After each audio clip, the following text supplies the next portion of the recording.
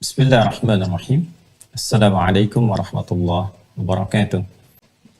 Saudara-saudariku, bersyukur pada Allah Subhanahu wa taala mengawali jumpa kita di pertemuan ba'da subuh waktu Indonesia bagian barat kali ini. Alhamdulillah, Allah masih memberikan kesempatan kepada kita untuk menjalani aktivitas. Semoga seluruh aktivitas kita, baik yang telah, sedang, ataupun akan dilakukan, diterima oleh Allah Subhanahu wa taala dalam semua nilai kebaikan, dirahmati dan diberkahinya. Kita juga bermohon kepada Allah semoga seluruh hamba-hamba Allah yang berkehidupan sampai dengan detik ini namun belum beriman, diberi kemampuan untuk beriman, kekuatan untuk bersyahadat sebelum wafat dan kembali kepada Allah Subhanahu wa taala, siapapun dia dan berada dimanapun. Kemudian kita juga bermohon kepada Allah semoga seluruh hamba Allah yang berkehidupan sampai detik ini namun masih lekat dengan maksiat diberi kemampuan untuk bertobat dan kembali meniti jalan yang benar. Baik, kita akan mencoba melanjutkan kajian kita di pertemuan kali ini dengan melengkapi pembahasan di pertemuan lalu, masih seputar pintu-pintu neraka, dan ini menjadi dari subtopik, ya, bagian dari pembahasan di hadis yang pertama di topik yang ke-13 Kitabus Shiyam di Sahih Muslim. Sesungguhnya juga terkait erat dengan kemuliaan Ramadan. Saat Ramadan tiba, idza jaa Ramadhanu au idza kana Ramadhanu au idza dakhala Ramadan. Jika telah tiba Ramadan, datang Ramadan, dan kita berada dalam suasana Ramadan, maka futtihat abwabul jannati au abwabur rahmati, dibukakan pintu-pintu surga, pintu-pintu rahmat Allah Subhanahu wa taala, memberikan kesan seperti yang pernah saya uraikan bahwa rahmat Allah terbuka luas di bulan Ramadan itu yang mengantarkan kita pada anugerah tertingginya, yaitu raihan surga yang sangat didambakan itu. Sedangkan rahmat itu ada ikhtiarnya berupa pintu-pintu amal. Karena itu dalam Al-Quran pintu-pintu surga itu digambarkan dengan amal-amal soleh. Jika ingin memasuki ragam surga yang Nabi sebutkan 8 pintu itu, maka keluarkanlah jenis-jenis amal soleh pokok, setidaknya 8 amalan pokok yang terkait erat dengan pintu surga yang dimaksudkan. Pun demikian, وَغُلْدَقَتْ أَبْوَابُ النَّارِ atau وَغُلْدَقَتْ أَبْوَابُ جَهَنَّمَ. Maka pada saat itu ditutup pula pintu-pintu neraka, pintu-pintu Jahannam. Sedangkan pintu-pintu neraka, pintu Jahannam itu digambarkan dalam perbuatan-perbuatan maksiat. Ada taat, ada maksiat, ada amal saleh, ada amal salah. Maka tugas kita saat ini mengeluarkan apa saja gambaran dari perbuatan-perbuatan salah itu yang berpotensi menghadirkan ancaman pintu neraka, ancaman pintu Jahannam, yang di Quran surah ke-15 Al-Hijr di ayat ke-44 diisyaratkan bahwa ada 7 pintu terkait. 7 ini yang mesti kita hindari jauh-jauh, mesti kita tanggalkan, dan sedapat mungkin kita berusaha menata diri agar tidak terjebak, baik itu mendekati, apalagi na'udzubillah mengerjakannya. Alhamdulillah, bersyukur kepada Allah, dari 7 ini 4 telah kita uraikan setidaknya. Ada neraka Sakar, ada Hutamah, ada neraka Sa'ir, dan di kesempatan yang lalu ada neraka Lava. Yang sekarang kita coba akan hadirkan neraka yang kelima, atau pintu neraka yang kelima, yaitu neraka Jahim. Apa itu neraka Jahim? Bagaimana sifatnya? Seperti apa keadaannya? Perbuatan apa yang harus dihindari yang berpotensi menghadirkan ancaman neraka Jahim? Dan itu nanti lawannya bisa dioptimalkan saat puasa. Jadi selalu berpikirnya itu lawan, ya. Berpikirnya lawan, karena setiap berkehidupan ini, baik kita yang menjalaninya ataupun juga benda-benda lain yang Allah ciptakan untuk mensupport tugas kita sebagai khalifah di bumi supaya lancar dan baik, ya, itu seluruhnya dicipta makhluk itu berpasangan oleh Allah Subhanahu wa taala, sekaligus juga menegaskan isyarat tauhid bahwa hanya Allah yang tidak punya pasangan, yang tunggal, yang esa, yang ahad. Ini ditegaskan di Quran surah ke-51 Adz-Dzariyat di ayat ke-49. Wa min kulli syai'in khalaqna zawjaini la'allakum tadhakkarun. Dan segala hal kami ciptakan, kata Allah, dengan keagunganku itu berpasangan, supaya kalian sadar hanya aku yang tidak punya pasangan. Nah, ini sifat utama ya dari ketuhanan, harus berbeda mutlak dengan makhluk. Jadi ini kesan yang ditampilkan langsung dalam Al-Quran untuk menegaskan dan mengajak kita merenung, berpikir bahwa yang dituhankan itu, ya Allah Khalik, itu mesti beda total, totally different, itu kan, dengan makhluk. Jadi kalau ada persamaan, maka berpotensi nanti makhluk jadi Tuhan. Dan ini mustahil, nggak bisa diterima bahkan oleh nalar atau akal kita yang sehat, pikiran rasional kita. Jadi kalau dipertuhankan itu harus maha, ya harus segalanya gitu, nggak boleh dipersamai atau ada bahkan identik dengan sifat-sifat makhluk, sama sekali tidak boleh. Di antara hal yang beda itu Allah tegaskan, di kalau makhluk berpasangan, Tuhan tidak boleh berpasangan. Nah, berpasangan ini menarik. Ada yang terkait dengan nanti makhluk bernyawa seperti kita manusia, ada laki-laki, ada perempuan. Ya, hewan juga nanti ada jantan, ada betina. Tumbuhan nanti ada yang terkait dengan benang sari, ada yang terkait dengan putik, gitu kan? Macam-macam. Jadi, kalaupun kita lihat ke sifat, ya ada baik, ada buruk, ada jujur, ada dusta, ya, ke keadaan alam, ada siang, ada malam, dan seterusnya. Nah, ini, konsepsi ini, apa hubungan dengan pembahasan kita? Kalau kita tarik ke dalam konsepsi muamalah, ya, jadi ada tauhid, ada ibadah, ada muamalah, ada akhlak, ya, itu tidak akan lepas dari konsepsi ini. Kita dalam berinteraksi dan dalam bermuamalah dalam konteks kehidupan kita, kan, dengan manusia misalnya, ya, maka tidak akan lepas dari konsepsi keberpasangan ini. Nah, berpasangan yang dimaksudkan masuk kepada hukum, kepada sifat, ada baik, ada buruk. Kalau ada sifat-sifat buruk, konsepsinya kan sederhana, hindari, cari yang baiknya. Maka konsep berlawanan ini bisa kita terapkan. Jadi kalau ada hal yang harus dihindari, itu maksiat yang salah, itu saat yang bersamaan juga memberikan kepada kita kesan untuk mencari lawannya yang baik. Hindari yang ini, ya, kemudian kejar lawannya yang baik. Ini ada dusta, jauhi dusta, tingkatkan jujurnya. Maka dusta itu diciptakan untuk menjadi katalis, mempercepat jujur itu naik. Konsepsinya kan begitu. Ya, seperti kotoran itu dibuat untuk mempercepat datangnya bersih. Begitu melihat yang kotor kan langsung dibersihkan. Nah, itu gambarannya begitu. Nah, menyucikan, membersihkan sesuatu itu namanya zakah, tazkiyah. Makanya di konsepsi antara takwa dengan fujur itu qad aflaha man zakkaha. Ya kan? Di Quran surah ke-91 itu, yang ayat ke-9 itu. Ya, kalau dari ayat ke-7-nya wa nafsin wa ma sawwaha fa alhamaha fujuraha wa taqwaha, takwa dengan fujur berlawanan, qad aflaha man zakkaha. Ya kan? Sungguh bahagia orang yang mampu menyucikannya. Menyuci itu kan membersihkan yang kotor supaya muncul bersihnya. Ya, dan kotor itu diciptakan supaya mendatangkan bersih sebagai katalis. Makanya semakin kotor kan semakin cepat pengen dibersihkan. Ya kan? Nah, semakin lihat sifat-sifat yang kotor, maksiat itu kan kotor, mengotori jiwa kita. Ya, seperti kotoran fisikal mengotori tubuh kita. Maka cepat bersihkan itu dengan mencari yang taatnya. Nah, pintu neraka ini ada perbuatannya. Begitu diketahui perbuatannya, maka konsepsi dasarnya cepat cari lawan yang taat, yang mengantarkan ke surga. Tinggalkan ini, maka cari yang baiknya. Nah, Ramadan itu momentumnya. Berlatih menjauhkan dari yang jelek, saat yang bersamaan tingkatkan yang takwanya. Ya, karena itu kalau kita tarik dulu ya sebentar sebelum masuk, tarik dulu ke yang kemarin itu. Misal ada pintu-pintu neraka itu yang ancamannya dihadirkan pada orang yang tamak dengan harta, ya, terlalu berlebihan sampai lupa dengan Allah, ninggalin sholat, bahkan ada yang musyrik dan sebagainya. Disiapkan tuh neraka tuh. Ya, bahkan ada yang hidupnya selalu dengan kejar lagi, ya, sehingga disiapkan khutamah, neraka khusus, ya kan? Nah, itu artinya apa?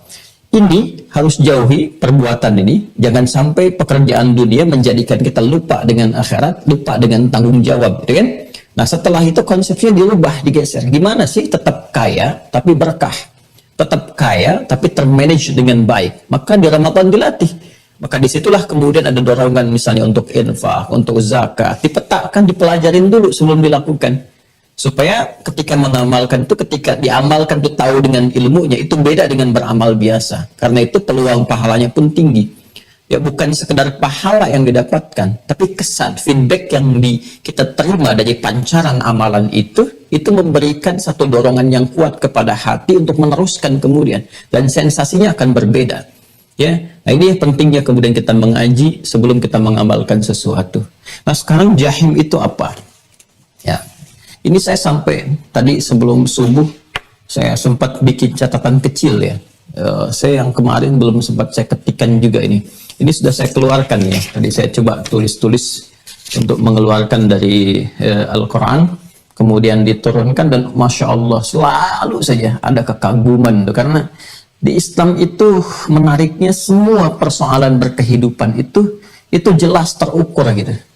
Dan ada semua. Jadi kita tuh kalau mau berinteraksi positif dan komprehensif menyeluruh dengan Al-Quran, apalagi sampai ke hadis-hadis Nabi SAW, dan kita ngaji sirah, makanya saya sarankan tuh yang nggak penting-penting sekarang itu nggak perlu dibaca gitu, yang nggak penting ya, saya bacaan-bacaan nggak penting apa, dan ya media sosial dan sebagainya tuh coba investasikan waktu terbesarnya itu untuk yang sudah pasti saja.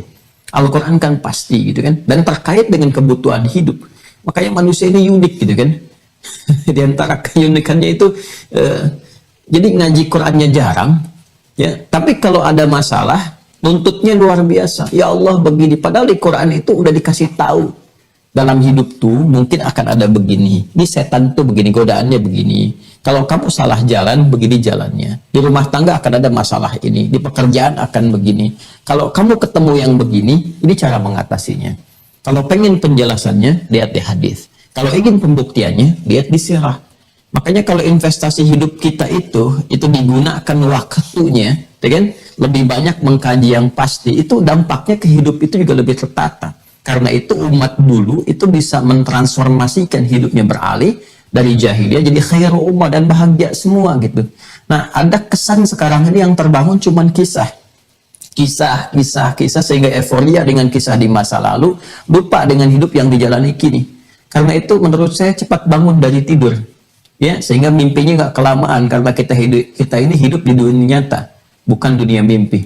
Bangun dari tidur supaya mimpinya tidak terlampau lama, karena kita hidup di dunia nyata, bukan di dunia mimpi. Itu quote hari ini, silakan dituliskan. Ayo, ini saya munculkan, cukup menarik juga ya. Pertama kita, teman-teman tuliskan dulu, masih dalam pembahasan 7 pintu neraka.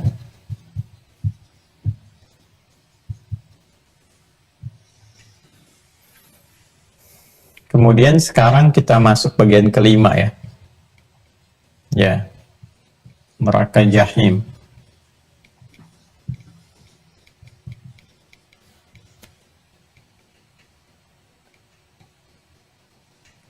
Neraka jahim. Hati-hati ya. Ini juga bisa memberikan kesan kepada jiwa gitu ya. Kalau ada orang dengar neraka, baca ayat Quran, menemukan tentang neraka, nar, jahanam, dan turunannya itu, yang normal kalau imannya ada itu ada getaran kepada jiwa yang menghadirkan rasa takut dan instruksi kepada bagian tubuh untuk menghindari segala yang mengantarkan kepada ini. Karena itu sudah fitrah dalam jiwa, minimal ada rasa takut gitu. Ya, nah yang berbahaya itu ketika misalnya disebutkan ini hanya nggak ada gejolak gitu, netral, atau yang lebih bahaya daripada itu muncul olok-olok misalnya. Nah ini yang lebih parah lagi. Ini yang harus betul-betul hati-hati. Ya, dan ini nanti ada turunan-turunannya juga. Ya. Ya, ini bukan bahan candaan ya. Hati-hati betul-betul. Jadi betul-betul harus dibaca dengan iman gitu. Neraka jahim. Sekarang kita turunkan dulu pengertiannya, definisinya. Ya. Jahim itu apa sih gitu? Ya. Nanti terkait dengan sifat, ya, lalu perbuatan. Nanti ada 3 bagian yang disampaikan dalam Al-Quran ini, dan itu sangat menarik, dan saya sudah keluarkan di catatan kecil ini. Ya, nanti korelasi yang mengantarkan ke sini, kemudian nanti sifatnya sampai ke perbuatannya seperti apa. Ya, kita berikan dulu pengertiannya. Jahim, ya, itu dari katanya jim, kata dasarnya dia, ha, kemudian mim. Ya, ini dalam bahasa Arab ini asal kata ini dari jim, ha, dan mim. Kemudian nanti berbentuk kepada bentuk isim maf'ul, wazannya fa'il, tapi bernuansa superlatif, ya, sighah mubalaghah, ya, seperti nanti kita temukan rahim padanannya, azim, aziz, ya, formulasinya nanti fa'il, ini formulasi. Nanti kalau ngaji ilmu sharaf, ya, kita menemukan formulasi disebut dengan tasrif atau derivasi dalam bahasa Indonesianya gitu kan. Nah, ini. Nah, formula ini, formula fa'il ini salah satu bentuk superlatif. Ya. Superlatif. Superlatif ini kalau di bahasa Arabnya sighah mubalaghah, bentuk yang menunjukkan kepada superlatif yang sangat, yang melebihi, ya, dari yang standar. Nah, karena itu ketika dibentuk yang seperti ini, akar katanya ini, nah, maka di dalam bahasa Arab kalau kita melihat kepada kamus-kamus dan seterusnya, jahama ini itu menunjuk kepada karakteristik api, ya, yang membakar dengan kuat gitu. An-nar muta'ajjijah, ya, an-narul muta'ajjijah al-qawiyyah asy-syadidah, al-qawiyyah asy-syadidah, ya, api yang membakar kuat, dahsyat, ya, berkobar, besar, karena bermakna azimah juga. Nah, gitu ya. Kalau kita gunakan dengan infinitifnya, verb kata kerjanya dari jahama, berarti itu pergerakannya. Ya, kan kata kerja itu kan bekerja, artinya yang aktif terus, ya, terus mencakup, terus menelan, ngambil, membakar terus tanpa menyisakan sedikit pun, tapi sisa cara, ya, cara sifat pembakarannya itu, jadi caranya membakar dengan kuat, ya, dengan dahsyat gitu, ya, dengan dahsyat. Nah, ini gambaran sifatnya, ini sesuatu yang membakar dengan kuat, dengan dahsyat. Ini baru secara bahasa, ya, kita belum turunkan di Al-Qur'annya seperti apa. Nah, ini kalau orang Arab disebutkan sudah dari kata jahama atau menjadi jahim, tempatnya disebut dengan jahim, superlatif, itu mereka sudah paham. Jadi di orang-orang Arab itu kan mereka paling mengerti tentang bahasa mereka. Jadi kalau sudah disebutkan istilah jahim, sudah itu api yang sangat menyala. Kalau udah dicelupkan ke situ atau masuk ke dalamnya, apapun itu yang dimasukkan, udah sifatnya terbakar habis. Dan terus, ya, karena ada nuansa pekerjaan di sini, si apinya diperintahkan, ya, Allah memerintahkan, kan, atau cara kerja apinya itu terus, ya, berkobar, mengambil, ya, kemudian melingkupi, akan dibakar itu dengan dahsyat, dengan kuat, jadi nggak ada titik lemahnya sama sekali, sempurna pembakarannya dan kuat sifatnya, sempurna pembakarannya dan kuat sifatnya, ya. Jadi kalau sair itu menunjukkan ke pemerataan, rata, neraka sair kan rata sampai kerasa rasanya, ya. Kalau mau lebih ilmiah sih bisa, cuman waktunya terlalu panjang gitu, ya.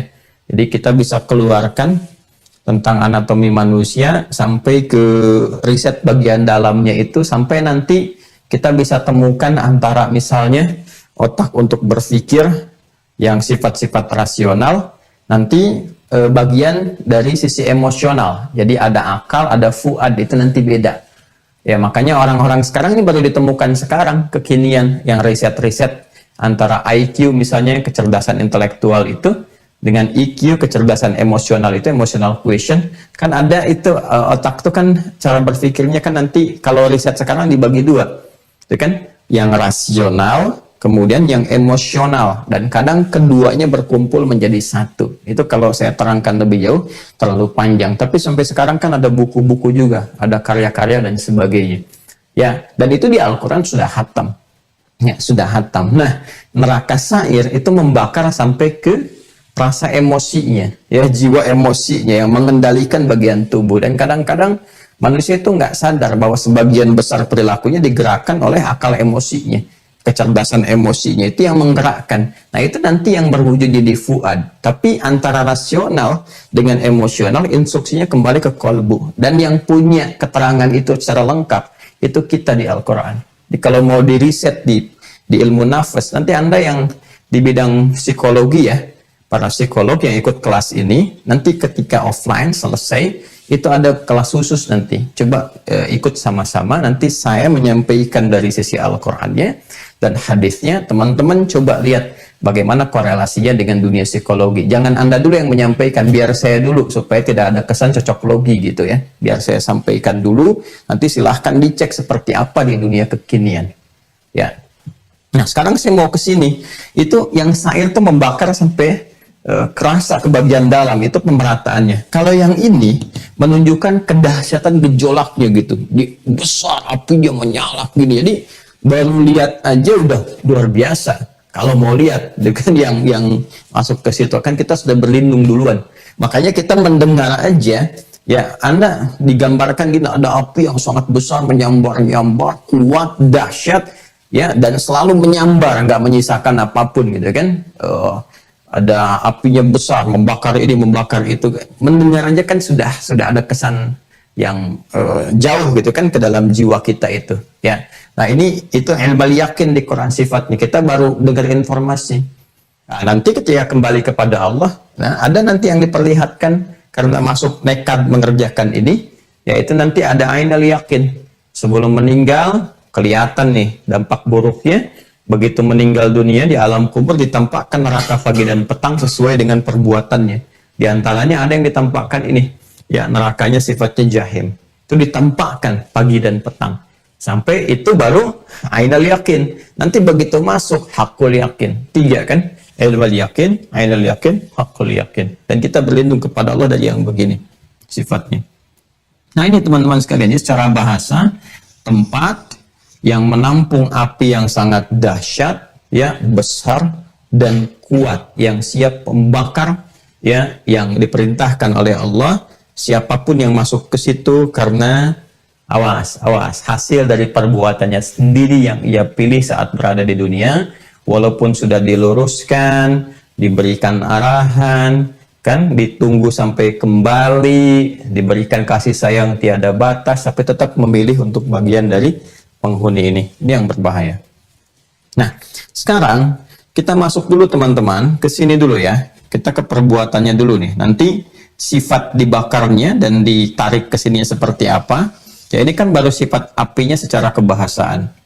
Ya, nanti sifat nerakanya ketika kemudian dimasuki oleh orang-orang yang berbuat sesuatu yang buruk dan kemudian memilih nekat resiko masuk ke sini, nanti sifat membakarnya seperti apa gitu. Nanti kita akan lihat di Al-Quran. Sekarang kita masuk ke sini dulu urutannya nih. Ya, saya sudah buat catatan teman-teman sekalian. Nanti kita keluarkan dulu dari Quran surah kedua Al-Baqarah dulu. Ya, saya naikkan 3 bagian sini.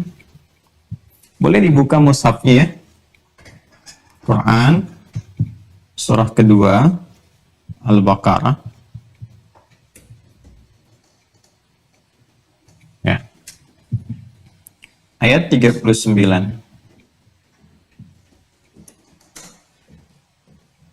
Baik, sudah. Paling kanan agak ke atas sedikit. Kemudian ini ditafsirkan nanti di Quran surah kelima Al-Maidah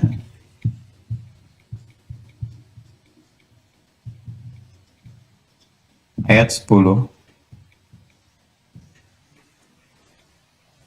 Sudah? Baik. Ini dulu saya terangkan ya. Ini dulu saya terangkan. Nanti setelah itu kita rinci satu-satu perbuatannya. Ayo. Quran surah kedua Al-Baqarah ayat 39. Walladzina kafaru wa kadzdzabu bi ayatina. Ini saya tuliskan dulu ya. Bismillah. Walladzina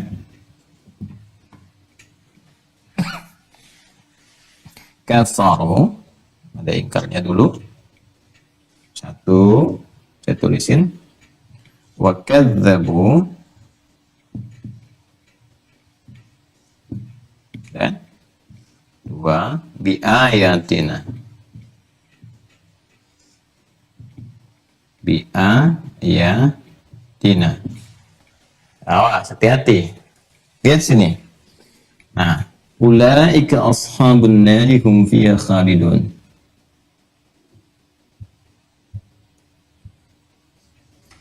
Kan? Ashabun nar hum fiha khalidun.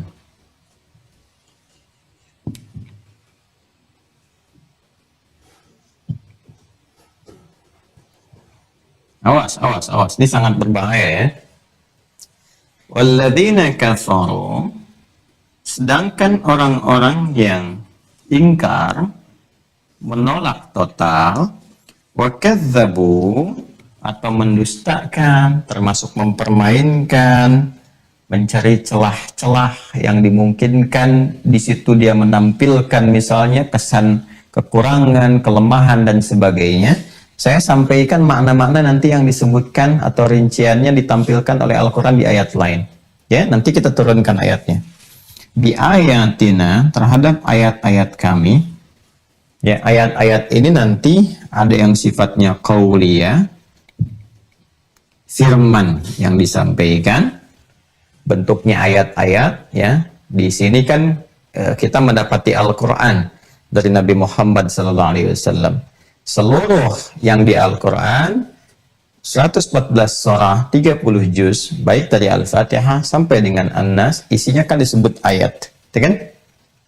Nah, ada yang qauliyah, ada yang kauniyah sifatnya. Kauniyah. Ya. Kauniyah itu yang dibentuk di alam, yang ditampilkan untuk menafsirkan langsung segala yang difirmankan, yang tertuang di dalam mushaf yang kita bacakan itu, yang dihafalkan dalam jiwa-jiwa insan beriman. Jadi apa yang dibacakan, apa yang kita interaksikan, terkadang nanti kita akan lihat penafsiran langsungnya, tanda-tandanya ada di alam. Apalagi kalau alamnya sudah membentuk langsung yang mendekatkan kita pada tanda langsung. Ya, misal tiba-tiba awan berbentuk Allah, kita buka buah misalnya kan, tiba-tiba kemudian buah tertentu tiba-tiba ada terbentuk serat-seratnya menunjuk kata Allah dan sebagainya. Atau kadang-kadang ada satu peristiwa besar, tsunami, banjir, ini yang lain kena kok air bisa bergeser dari masjid dan sebagainya misalnya kan. Nah, itu tanda-tanda yang sifatnya langsung. Atau pembuktian dari firman Al-Quran. Ya, seperti saat saya terangkan tentang bagaimana proses terbentuknya hujan itu. Ya, kemudian awan-awan tertentu yang menghasilkan kilat, kemudian yang berpotensi hujan besar dengan deras dengan kilat, ya kan? Nah, itu ayat-ayatnya ada. Ketika ayat ditampilkan, kemudian ada pembuktian secara kauniyah. Nah, itu membuktikan kebenaran Al-Quran. Banyak sekali.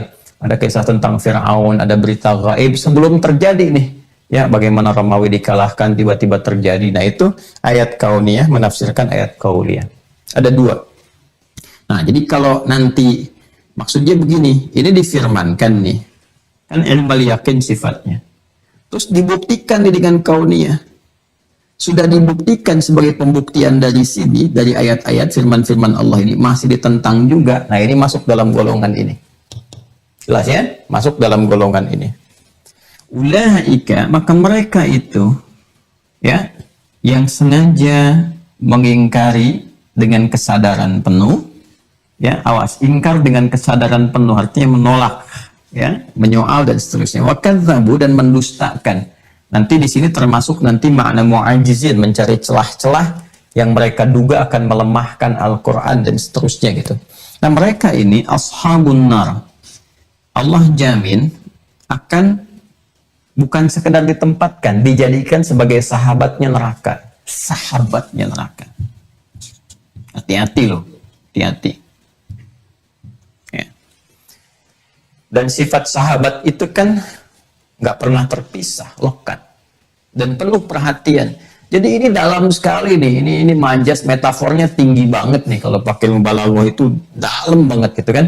Jadi kalau mau dikasih satirnya tuh begini, ya satirnya itu, ya dia itu temannya neraka, saking akrabnya menjadi sahabat. Neraka itu perhatian banget deh sama mereka itu, perhatian banget. Ya, saking perhatian neraka kepada mereka, itu diberikan perhatian yang kuat. Apinya nggak pernah mau ninggalin. Namanya sahabat. Ya, maka nanti diilustrasi, digambarkan, dicitrakan, ada yang pengen menghindar, tarik lagi, ambil lagi, pengen naik ke atas, balikin lagi. Ini saking akrabnya neraka, saking perhatiannya gitu. Dikasih yang terbaik tuh, sesuai dengan amalnya. Nggak dizalimi sedikit pun. Sahabat kan memberikan yang terbaik. Gak mau melepaskan perhatian dan sebagainya. Karena itu disifati hum fiha khalidun, kekal mereka di dalamnya tuh. Ya, makanya hati-hati nih, hati-hati ya. Jadi ada perbuatan yang mengekalkan seseorang itu di dalam neraka. Salah satunya ini perbuatannya nih. Ya, walladzina kafaru wa kadzdzabu bi ayatina. Dan ini nanti mencakup, hati-hati. Ya, hati-hati. Mencakup baik itu nanti kategorinya di luar yang beriman, golongan yang tidak beriman, non-iman, non-Islam, dalam pandangan kita ya, dan kita yakin dengan itu. Kita yakin dengan itu tanpa ragu sama sekali dalam Islam ya. Kan kita menghormati keyakinan orang lain, tapi setiap keyakinan yang dipeluk itu harus diyakini dengan baik, gitu kan? Itu sudah konsepsi dasar. Kemudian yang kedua, ada yang mengaku beriman, tapi memanipulasi keadaan imannya. Jadi menghadirkan kata iman dan Islam itu dengan tujuan yang lain, bukan karena yakinnya, bukan karena imannya, bukan karena Islamnya. Plus punya sifat ini. Ya, jadi bukan maksiat biasa, tapi ada sifat ini di dalamnya. Itu yang dikenal dengan munafik nanti. Ya, dan kalangan munafik pun sifatnya khalidun. Ya, jika mengerjakan dengan nifaknya itu perbuatan-perbuatan ini yang mengekalkan di neraka. Hati-hati nih. Bahkan bisa terancam dengan yang paling bawah di kerak nerakanya. Ya. Innal munafiqina fid darqil asfali minan nar. Itu yang kita temukan di surah An-Nisa itu ya. Dari ayat 145 kalau saya tidak keliru, nanti bisa dicek tuh, orang-orang munafik itu tempatnya di kerak neraka. Yuk ke sini ya. Nah, sekarang nerakanya yang mana nih? An-nar ini. Ulaika ashabun nar. Ulaika ashabun nar. Nerakanya yang mana? Kan ada 7 pintu. Ini yang saya maksudkan. Ada 7 pintu. Awas ya, pelan-pelan. Di Quran surah ke-15 Al-Hijr, di ayat ke-44, kan ada 7 pintu neraka. Ini yang mana di antara 7 itu? Nah, maka untuk melihat ini, ya kita nggak boleh spekulasi. Ini bukan hal yang spekulatif. Allah itu memberikan satu kepastian. Maka lihat lagi ke firman Allah di Quran surah ke-5 Al-Maidah, di ayat ke-10. Ya, itu pembukanya itu serupa dan nerakanya dirinci. Ya. Apa pembukanya? Coba lihat Al-Maidah ayat 10. Ya, Al-Maidah ayat 10. Buka dulu. Ada ayatnya? Sama kan? Walladzina kafaru wa kadzdzabu bi ayatina. Ada ayatnya? Serupa kan? Sama kan? Nah, sekarang lihat di situ. Ya, adapun orang-orang yang ingkar, penolakannya tinggi, bukan hanya mengingkari, menolak, ya, memprovokasi orang lain juga. Kemudian setelah itu apa? Wa kadzdzabu bi ayatina, dan mendustakan, mencari celah yang sekiranya mereka pandang bisa melemahkan Al-Qur'an. Ya, apa di situ rinciannya? Ulaika ashabul jahim. Jelas ya? Mereka itu spesial, disiapkan nerakanya, namanya jahim. Jadi yang di Al-Baqarah ayat ke-39 masih disebutkan an-nar, ya, untuk memberikan kesan hukuman nerakanya yang membakar sifatnya. Ya, seperti saya pernah terangkan, ada yang membakar, ada yang membekukan. Nah, amalan-amalan seperti ini, ya, yang spesifik seperti ini ditempatkan oleh Allah Subhanahu wa taala, ya kan? Di tempat yang sifatnya membakar. Membakar ini bukan membakar biasa, membakarnya yang sifatnya ini kuat, dahsyat, dan besar gitu, pergolakan apinya. Nah, di mana di antara yang membakar ini? Kan ada 7. Ya, maka langsung ditetapkan oleh Allah tempatnya dari 7 itu ini di neraka jahim. Ulaika ashabul jahim, mereka itu ya akan dijadikan sahabat-sahabatnya jahim, ya.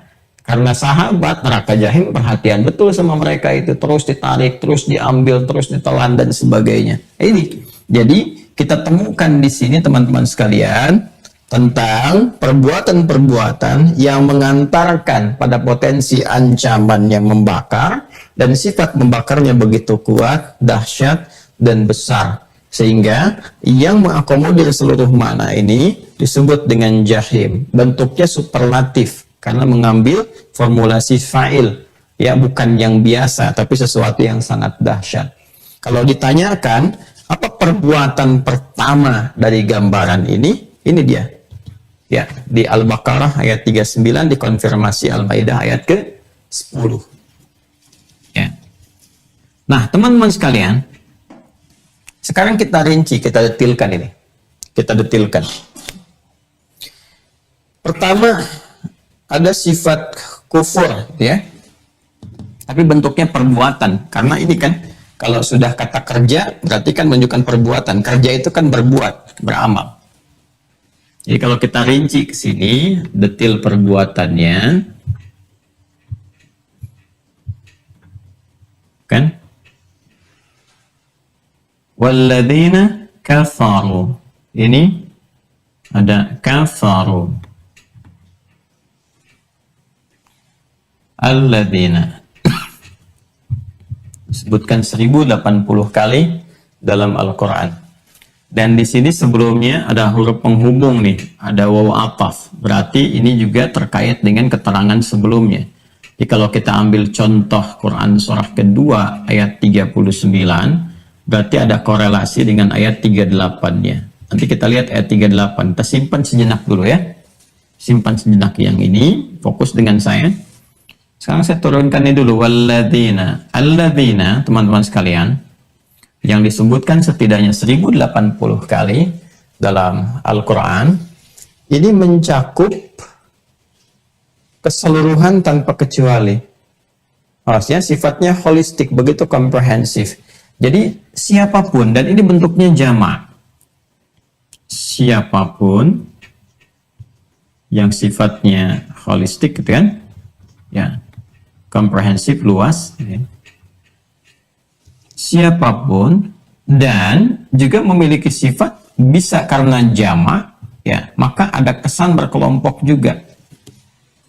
Awas, ini penting nih, baru satu aja, ya, satu kata nih, ini bisa diturunkan dengan pengertian yang sangat dalam dan nanti ditemukan detailnya,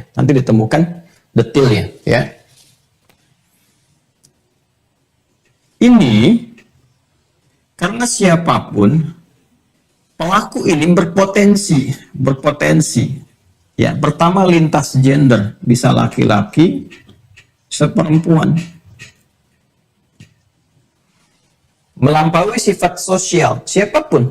Ya, ada yang mungkin yang merasa status sosialnya biasa, ada yang merasa kaya dengan hartanya misalnya, ada. Atau dengan kedudukan, jabatan, atau juga dengan pengetahuan. Awas, hati-hati nih. Ya. Dan ini bisa terjadi. Ada yang menggunakan pengetahuannya justru untuk mengingkari ayat-ayat Al-Quran. Mengingkari hukum-hukum Allah.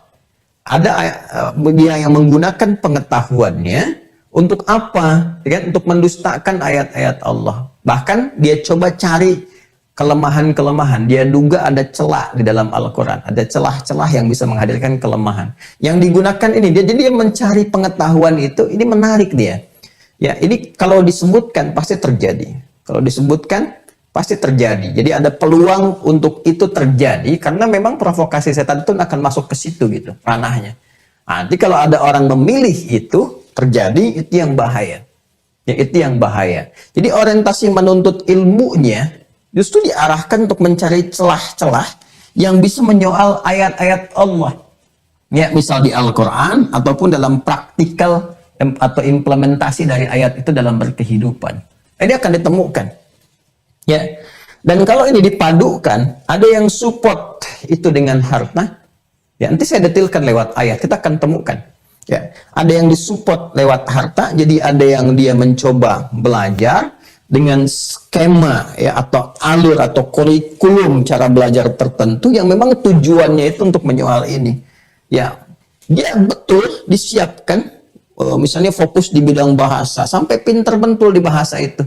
Cuma nanti diberikan satu corak cara berpikir yang dia gunakan kaidah berbahasa itu untuk diselewengkan kaidahnya guna mencari misal kelemahan-kelemahan yang mungkin ditemukan di Al-Quran. Nah, kalau semakin begitu, semakin tertutup, dia lupa bahwa gramatikal bahasa Arab itu referensi utamanya dari Al-Quran, misal.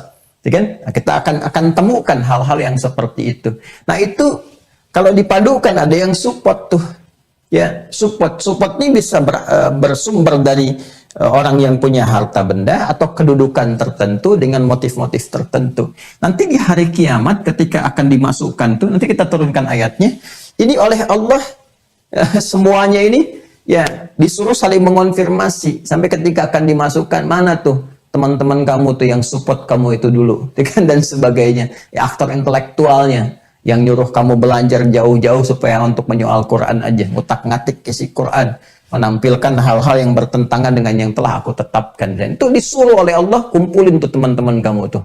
Kan? Nah, coba bisa nggak nolong kamu sekarang seperti dia pernah mensupport kamu dengan dana itu, ya, yang fasilitas yang melimpah. Dia menjamin kamu dengan kedudukan yang kamu mungkin merasa nggak akan pernah bisa disentuh oleh hukum atau oleh soal-soal tertentu. Nah, sekarang hukumku berlaku, hukumku kata Allah berlaku sekarang. Cari teman-temanmu itu. Nah, itu nanti ayatnya ada.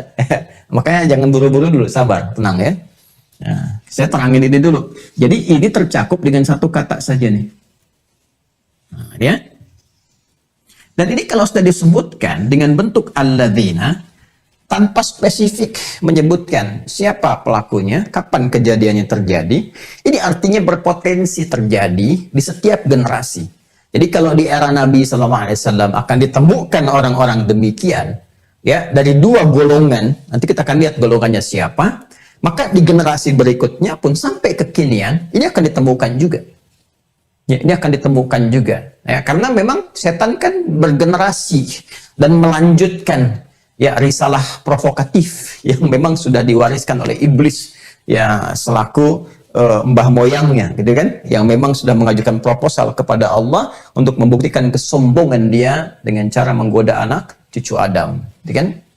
Nah, jadi ini teman-teman sekalian nih. Nah, siapa golongan ini yang larut dalam provokasi setan untuk bisa melakukan perbuatan walaupun terancam dengan neraka jahim? Itu ada dua.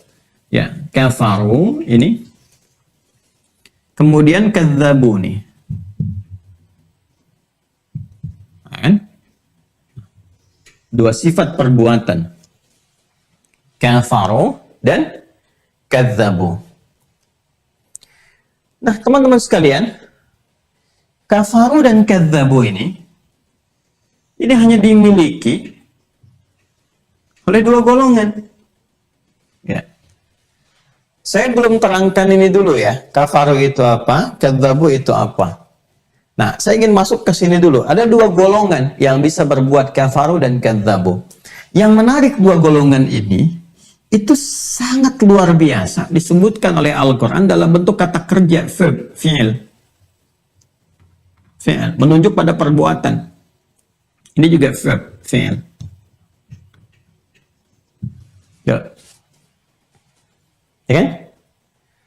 Kalau kata kerja berarti yang mengerjakan itu, ya.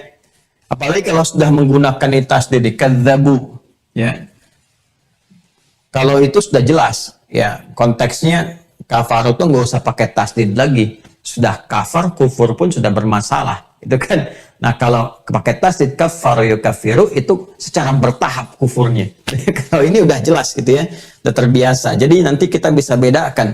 Ada satu makna yang sama, tapi diungkapkan satu menggunakan formula A, yang kedua menggunakan formula B. Tapi maknanya serupa gitu. Nah, itu nanti ada ciri khasnya. Ini hanya bisa diketahui dengan detil bahasa Arab. Nah, ini kafaru dengan kadzabu ini, teman-teman sekalian, ini dua karakteristik pekerjaan ini hanya dilakukan oleh dua golongan. Satu yang kufur mutlak itu dari kafir mutlak.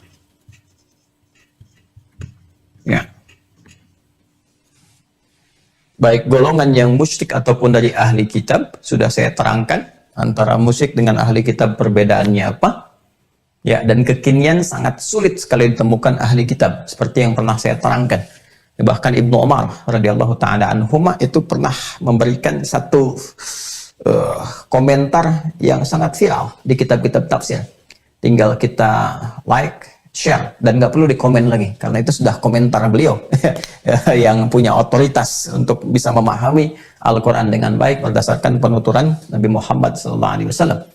Ya, jadi beliau pernah berkomentar pada salah satu bagian ahli kitab dengan mengatakan, ya aku tidak melihat, kata beliau, ya orang yang lebih tinggi kemusyrikannya dibandingkan mengangkat Isa alaihissalam sebagai Tuhan, kan?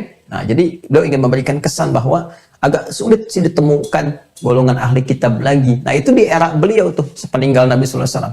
Jadi Anda bayangkan, sepeninggal Nabi saja, itu sudah sangat sulit menemukan kualifikasi ahli kitab. Bagaimana dengan sekarang, kan? Nah, jadi agak hati-hati betul. Makanya nanti di eranya Umar bin Khattab, ayahnya Abdullah bin Umar itu, jadi ini anaknya tadi, ya, di eranya Umar bin Khattab, itu pernah Umar bin Khattab itu begitu ketat menyeleksi ahli kitab sampai mengingatkan para sahabat tuh, ya jangan sampai mudah kemudian ya menikahi ahli kitab walaupun dengan Quran surah kelima. Ini lompat sedikit ya. Surah kelima ayat kelima itu ada di situ kebolehan untuk tujuan pendidikan dan pengarahan kepada nilai tauhid, tapi oleh Umar diminta ketat sehingga tidak sembarangan orang menyimpulkan, mudah untuk boleh melakukan itu walaupun batas-batasnya ketat. Jadi sampai ke situnya gitu. Ya, sampai ke situ di zaman sahabat itu. Nah, jadi kafir mutlak nih bisa jadi dari kalangan ahli kitab, ya, ataupun musyrik secara umum. Ini yang di Quran surah ke-98. Kita ini untuk orang Islam ya, untuk orang Islam yang beriman. Ingat, orang Islam yang beriman. Di ayat yang pertama di surah Al-Bayyinah itu, lam yakunil ladzina kafaru, nih kafaru tuh ketemu kan? Lam yakunil ladzina kafaru, ya kan? Bin ahlil kitabi, ahli kitab wal musyrikina mufakkina hatta ta'tiyahumul bayyinah. Jadi ini bisa kafir mutlak, ini gambaran pertama. Ini kalau disebutkan kafaru itu bisa kafir mutlak, artinya ahli kitab, musyrikin, ya, atau musyrik secara umum. Dan kalau sudah kafir itu lawan dari iman. Ya, lawan dari iman. Jadi diddul iman. Diddul iman. Ini sudah kosakata standar ya, kosakata standar yang orang Arab jahiliyah pun dulu yang masuk kategori ini mereka tidak marah gitu. Ya, disebut dengan kata-kata ini karena memang ini standar sekali dalam bahasa Arab dan sifatnya memang sifat yang memahamkan, mengerti, dan tidak ada di sini unsur-unsur yang misalnya merendahkan kepada personal atau apa, tidak. Karena ini bagian dari perbuatan aja untuk lawan dari kosakatanya. Lawannya iman apa? Seperti kita temukan lawannya baik, buruk gitu kan, lawannya jujur, dusta, lawannya siang, malam. Terus lawannya iman apa? Iman itu lawannya kufur. Jadi kalau ini kata kerjanya, verbnya amana, yu'minu, gitu kan? Ini kafara, yakfuru, kafara. Jadi kalau ini amanah, ini kafara. Ini mukmin, orangnya mukmin. Nah, ini kafir. Jadi di sini ditemukan kafir. Ini untuk edukasi dulu ya. Kalau ngerti bahasa Arab kan paham gitu. Ini amanah, ini kafara. Ya. Kalau mau kita terjemahkan ke bahasa Indonesia bisa, misalnya dalam arti non-muslim, ya, non-iman, non-mukmin, bisa saja. Tapi kalau kita tarik misalnya mau diambil pada padanan kata iman, ya iman itu ya lawannya apa? Kufur, mukmin ya kafir. Jadi kalau saya sebut Anda orang beriman, ya beriman, yakin, ya kan? Anda orang yang misalnya belum beriman atau tidak beriman. Nah, itu kalau kita mau tarik ke katanya secara langsung berlawanan, ini kalau kita ringan menyebutkan iman kan sama saja ringan juga menyebutkan kufur. Ringan menyebutkan mukmin, ya ringan menyebutkan kafir. Dia mukmin ya, dia kafir. Kafir itu telah masih menutup diri. Oh, dia mukmin ya, mau menerima risalah sampai ke hati. Dia kafir ya, oh dia masih menutup diri, belum sampai risalah itu ke dalam jiwanya. Kan halus sekali. Dan tidak menurunkan status kemanusiaannya gitu. Ya, hanya memberikan pencerahan ya kepada satu ajaran yang itu pun diberikan pilihan, mau diambil silahkan, atau mau menutup diri pun untuk tidak menerima itu pilihan. Ketika Anda memilih untuk menutup, ya sudah kafir kan diksinya, kan itu yang sesuai, kan? Tidak pernah di Islam, di Quran ditemukan misalnya karena menutup diri dirubah kalimatnya menjadi hewan misalnya, kan? Wah, itu badak-badak yang tersesat misalnya, kan tidak juga seperti itu, atau diturunkan dari status manusia ke yang lain, tidak. Quran itu sangat menghormati gitu, kemuliaan, dan sangat objektif memberikan gambaran. Nah, ini dedul iman ini kan perangkat iman yang pertama itu yang paling pokok, iman kepada Allah dan Rasulnya. Saya naikkan ke atas ya. Ya, Allah dan Rasul. Plus Rasul. Nah, ini iman. Lawannya kufur. Ini bukan cocok logi, tapi gambaran kebahasaan yang menguatkan konsepsi ayat yang kita yakini sebagai muslim, ya. Ini nanti ditemukan di Quran surah ke-57 gambaran ini. Di ayat keberapa? Ayat 19. Kan? Nah, nanti orang-orang beriman disebut oleh Allah, walladzina amanu billahi wa rasulihi, kan? Ulaika humus siddiqun, orang-orang yang beriman kepada Allah dan Rasulnya. Nah, itulah cara beragama yang benar, kata Allah. Ya kan? Di Al-Quran ditampilkan demikian. Beriman kepada Allah, beriman kepada Rasulnya. Itulah cara beragama yang benar. Dan kebenaran ini pun diminta oleh Allah untuk diriset. Allahu Akbar, adil sekali Allah itu. Ya. Tapi kata Allah, kamu gak dipaksa untuk menemukan itu. Coba kamu belajar baik-baik. Temukan riset. Ya, tapi dengan cara yang benar untuk mencari kebenaran.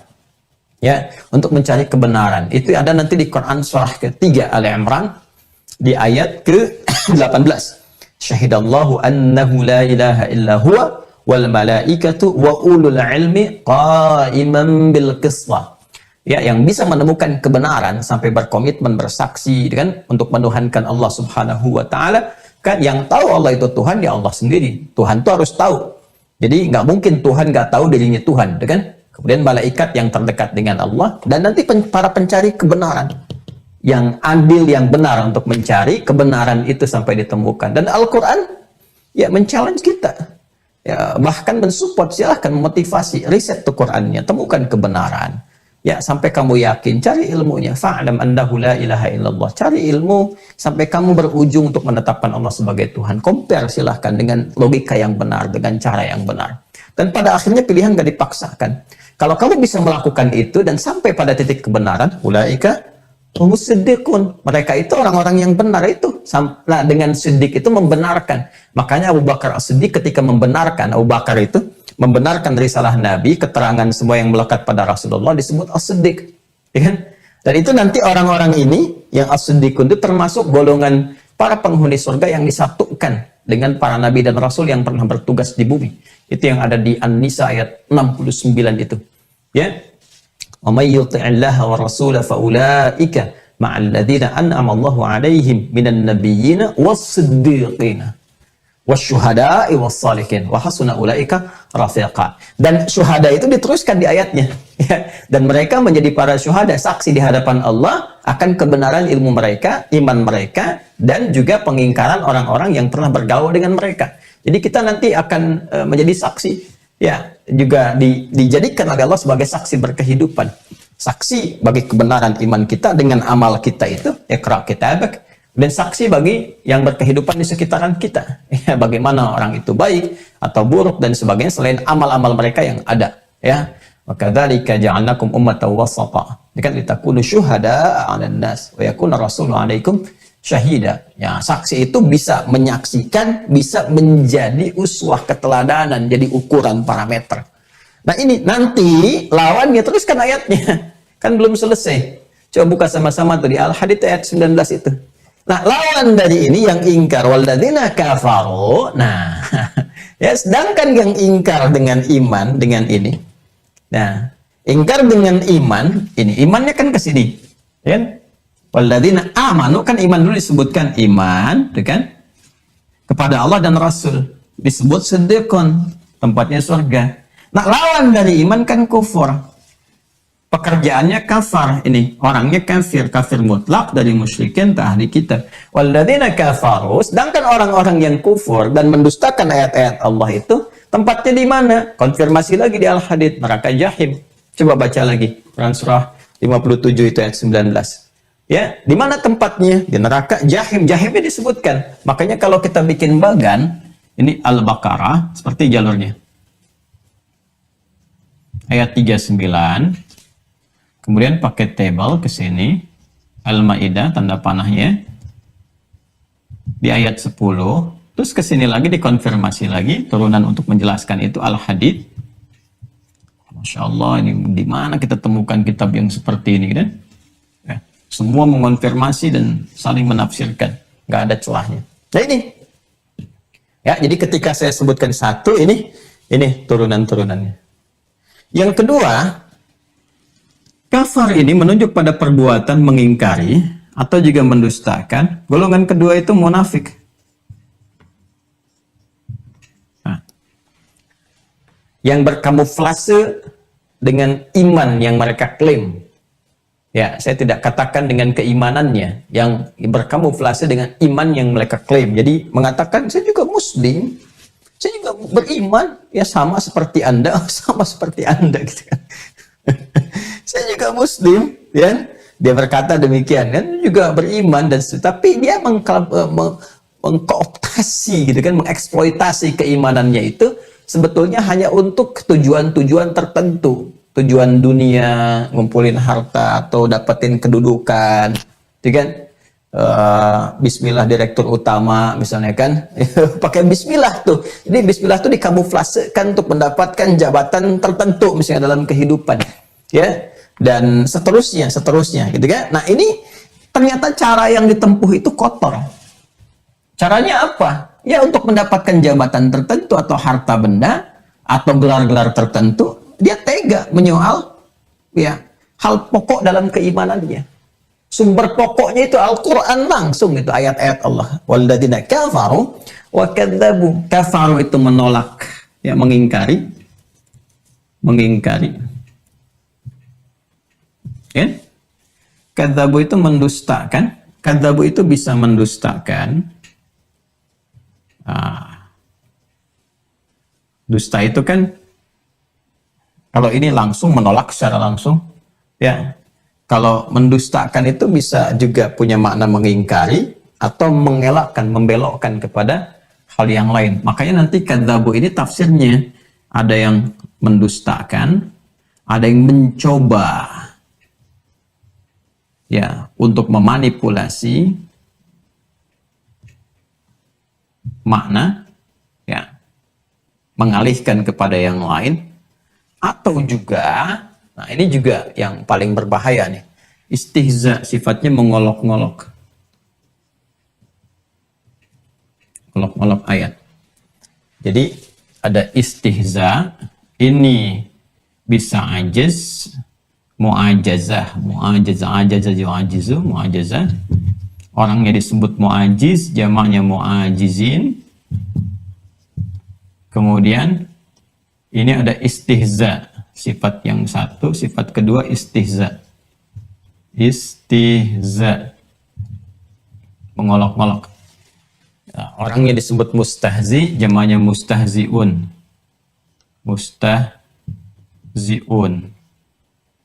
Ya. Baik ya. Ini ada semua. Nah, ini yang kedua ini dimiliki juga oleh orang munafik.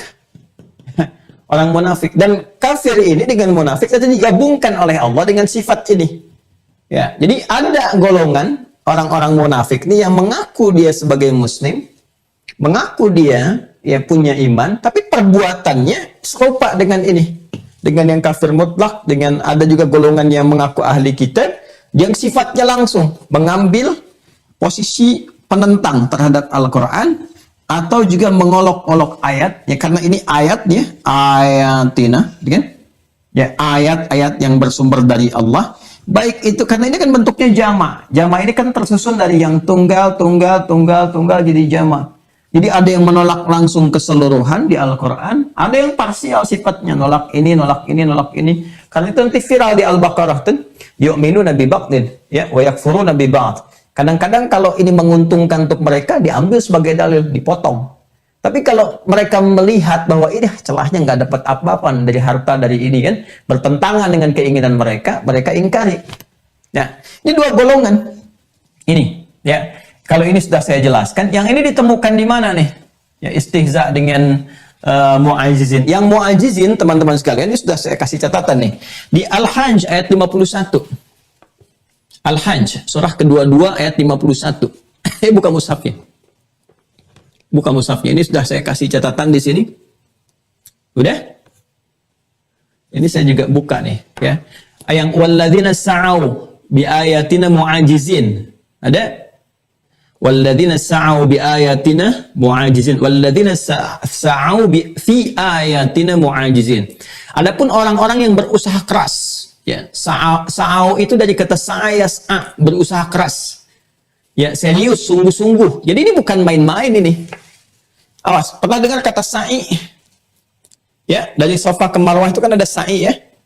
Di antara salah satu rukun kalau sekarang lagi umrah ini kan, setelah tawaf kan, miqat, ada niat di situ dan seterusnya. Kemudian setelah itu tawaf, ada sa'i kan? Ya, apa itu sa'i? Sa'i itu bukan lari-lari kecil ya.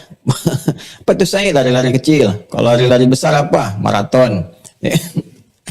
Sa'i itu asalnya dari kata sa'ayas, usaha yang serius, yang sungguh-sungguh. Ya, kenapa di situ ibadahnya disebut dengan sa'i? Ya, sebagai refleksi akan gambaran seorang ibu Sayyidah Hajar alaihissalam yang dulu pernah tergambarkan begitu serius, sungguh-sungguh berusaha keras untuk mendapatkan air bagi anaknya. Makanya sa'i itu kalau difahami dengan benar dari petunjuk ayat Qur'annya, hadisnya, kan itu di Al-Baqarah ayat 158 itu kan, inna safa wal marwata min syairillah itu, ya, safa dan marwah itu, di situ ada tanda-tanda kata Allah kebesaran Allah. Ada syiarah di situ. Yang makna filosofinya kalau benar sa'inya itu pasti menghadirkan kepatuhan pada orang tua. Jadi ada bentuk patuh pada orang tua, ada rasa sayang kepada anak, meningkatkan syukur kepada Allah, dan dorongan berusaha keras dalam konteks berkehidupan dunia yang serius. Itu sa'i. Jadi ada kata sa', ya, sa' itu berusaha dengan sungguh-sungguh, menyiapkan dengan matang. Ya, menyiapkan dengan matang artinya menyiapkan tenaga, pikiran apa dengan baik, ya, kemudian berusaha sungguh-sungguh. Ya, makanya orang-orang yang Jumatan itu kan kenapa menggunakan kata sa'? Ya, dan bentuk jamak fas'au. Ya, Al-Jumu'ah Quran surah 62 ayat ke-9. Ya ayyuhalladzina amanu idza nudiya lis-salati min yaumil jumu'ati fas'au. Ya, fas'au ila dzikrillah. Hai orang-orang beriman, jika telah tiba seruan panggilan menunaikan ibadah Jumat, maka siap-siap. Dan siapkan dengan sungguh-sungguh, dengan serius. Di Jumatan itu ada yang penting, saking pentingnya diminta serius. Makanya kan sunnahnya mandi dulu, siap-siap dulu, apa dulu gitu kan. Beda dengan sholat biasa. Nah, jadi kembali kata sa'a itu artinya berusaha dengan sungguh-sungguh, serius, gitu kan, kesiapan yang cukup baik. Jamaknya itu sa'u. Sa'aya, gitu kan, sa'u.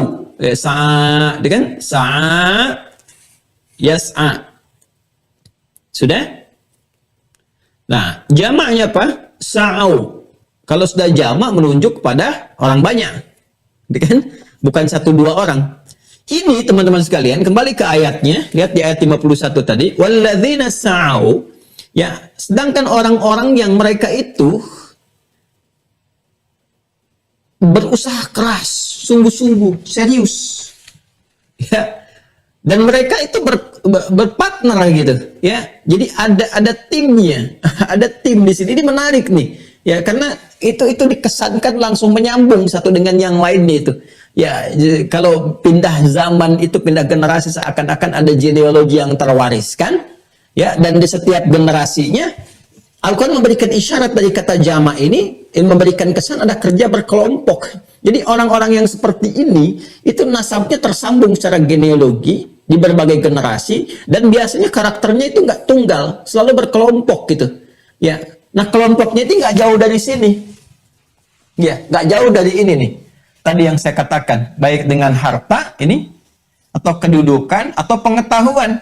Jadi yang punya harta mensupport kepada yang terlihat melebihi atau punya bakat lebih di sisi pengetahuan, di IQ-nya, ya kan? Nah, kelihatan nih pinter nih, latih aja pinter bicara, pinter sekolahkan di tempat lain. Ya bahkan kadang-kadang berganti generasi ada nih. Kalau kita lihat polanya, makanya ngaji sirah ya. Atau saya nggak bisa janjikan, tapi mungkin satu saat kita bisa kreasikan ada satu kurikulum di Mira itu kajian tentang orientalis dan perjalanannya. Ya, alhamdulillah saya sudah belajar itu. Jadi kita punya referensi dan dulu kita sempat bertemu dengan yang awal-awalnya di Tripoli itu dulu bagus sekali kurikulumnya tuh. Jadi ada pelajaran istishraq wa tansir ya. Jadi salah satu cabang orientalism itu ya. Jadi orang-orang yang sengaja belajar keislaman dan budaya timur hanya untuk mencari kelemahan dan menanam racun di dalamnya. Nanti nyoal Quran, nyoal hadis. Dan menariknya nggak pernah berhasil. Akhirnya ketika tidak berhasil, salah satu cara yang ditempuhnya apa? Ya, mereka mencoba untuk mencari bakat-bakat potensial di dunia Islam. Makanya masuk ya ke institusi-institusi Islam, ke jantungnya langsung. Ya, ke jantungnya langsung. Dibawalah dengan bakat-bakat potensial itu, dididik, ya, dibawa, dikasih beasiswa, disupport dengan harta ini. Konteks sekarang kan seperti beasiswa. Ya, dikasih fasilitas, kasih macam-macam. Nanti secara singkatnya lah diarahkan kepada cara berpikir yang berbeda. Ya, lalu dinaikkan gelarnya sehingga seakan-akan dipakar di bidang A, pakar di bidang B, tapi konstruksi berpikirnya sudah dirubah. Ya, sehingga nggak objektif lagi, sesuai dengan misi, sesuai dengan kepentingan. Supportnya ada yang danain nih. Nah, ini ada ayat ini. Walladzina sa'u fi ayatina, dan orang-orang yang berkongsi, berkomplot mereka itu untuk mencari dengan serius, dengan sungguh-sungguh. Makanya benar-benar sekolah. Ya, jadi kalau dulu tuh belum ada gelar seperti sekarang, tapi Anda bisa temukan gitu. Karl Brockman misalnya, ya, ada yang dipakar di bidang sejarah, ada yang pakar di bidang fikih, ada yang pakar di bidang Quran. Pakarnya itu maksudnya mendalami betul untuk nyari kesalahan-kesalahan atau membelokkan makna. Itu kan ditemukan.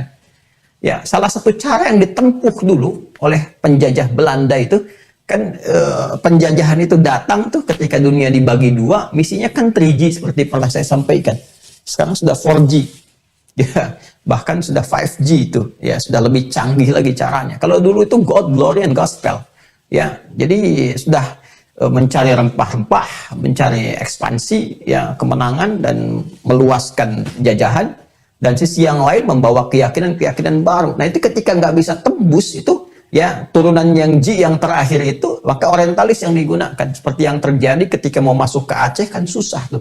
Ya, karakteristik keluarga saudara-saudari kita di Aceh kan sangat luar biasa. Ya, sama dengan Banten dan seterusnya itu kan kuat sekali. Kuat ya memegang nilai keislamannya sehingga sulit masuk tuh. Masuk gagal. Sehingga siapa yang diminta riset pertama? Ya, corongnya orientalis. Snokhogronya kan. Snokhogronya itu siapa?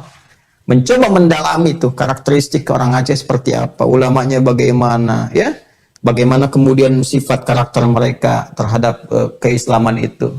Ya, setelah meriset, kumpul data, oh berarti harus bisa berjubah dulu, bisa bahasa Arab dulu. Itu nggak tanggung-tanggung sampai nyamar ke Mekah, ya kan dulu nggak seketat sekarang gitu.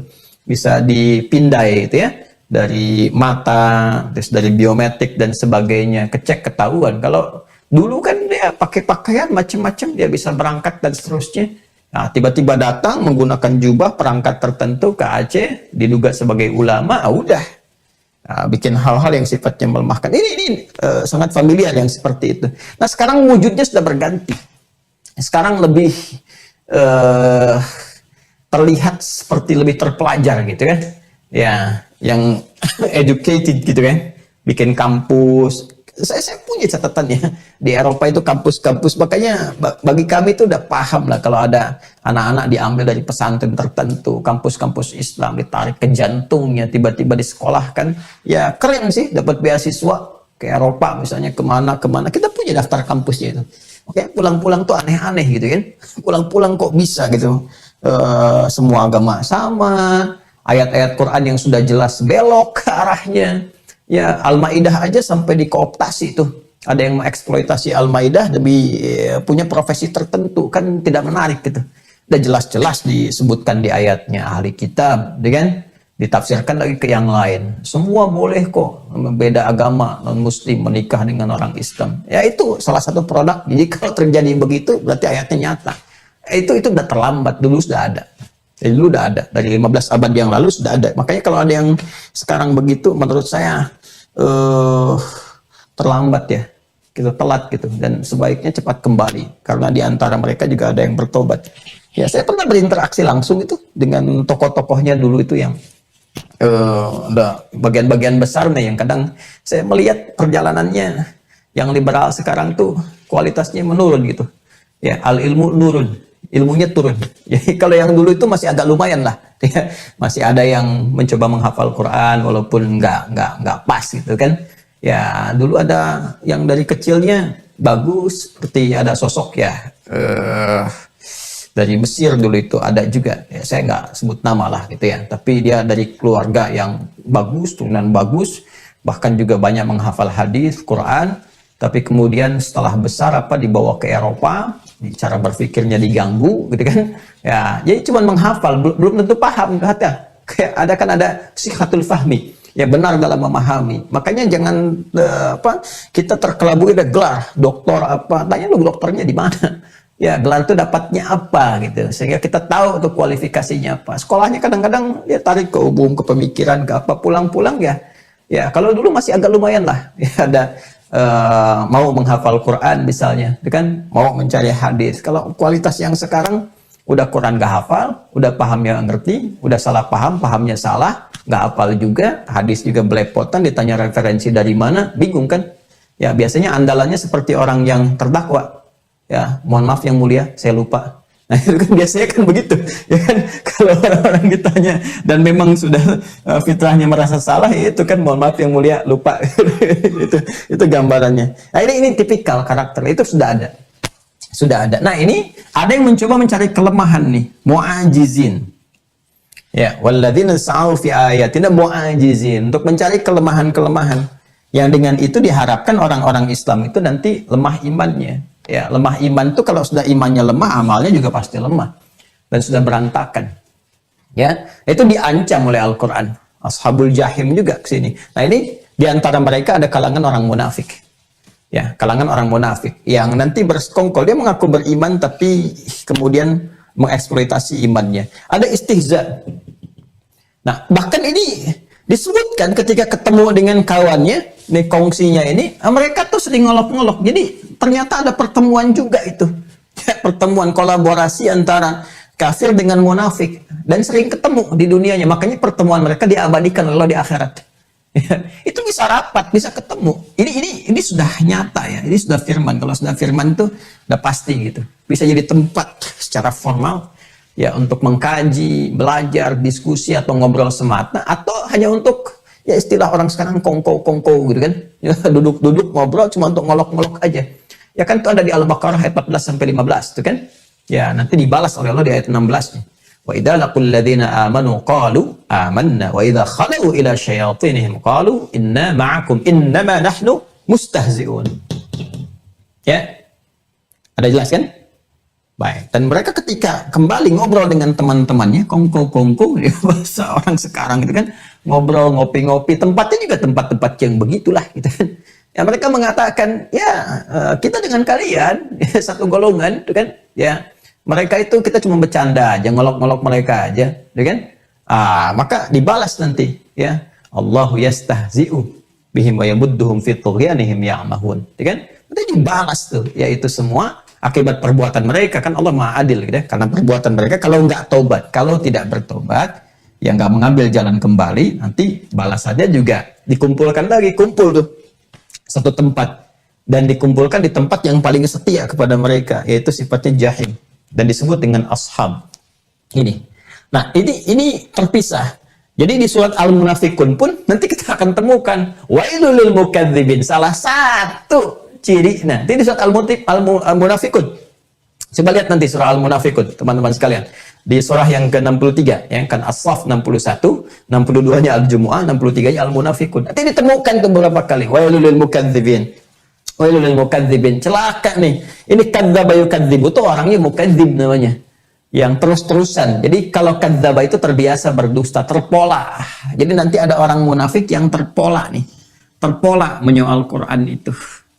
Ya, baik dengan biasanya sih kalau di kalangan orang Islam tuh dinaikin dulu levelnya nih. Ada yang levelnya seakan intelektual. Jadi nanti yang dibawa tuh gelarnya. Ya, saya ini dokter di bidang apa gitu kan. Oh, saya di bidang fikih. Kok bisa ngaji fikih kepada orang yang tidak yakin dengan praktek fikih? Kok bisa ngaji Quran, ya tafsir Quran di tempat orang yang nggak yakin kepada Quran. Dia menolak Quran, terus ngajinya ke situ, belajarnya ke situ, dapat gelarnya di situ. Kan apa ya? Logika kita kan juga berpikir gitu. Ini kan sesuatu yang tidak benar. Ya, tidak benar. Makanya ini dipertanyakan ya secara logis. Nanti bisa diuji. Nanti tinggal dicari nasab pengetahuannya. Nah, ini kalau balik ke sini, ya teman-teman sekalian, wailul lil mukadzibin. Jadi kadzdzaba yukadzibu, orangnya mukadzib. Nah, nanti ini berdua ini karakteristik yang seperti ini, orangnya langsung disebut munafik dengan kafirun, ya kan? Dan disatukan di tempat yang sifat membakar. Membakar itu kan sifatnya jahanam, ya kan? Nama membakar itu jahanam. Ya, kemudian kualifikasi tingkatan jahanamnya itu nanti ada jahim. Nah, menggabungkan ini semua plus dengan sifat istihza dan pengingkarannya plus dengan orang kafir dan munafiknya plus tempat neraka jahanamnya dan ini detail jahimnya nanti ditemukan di Quran surah ke-4 ayat 140.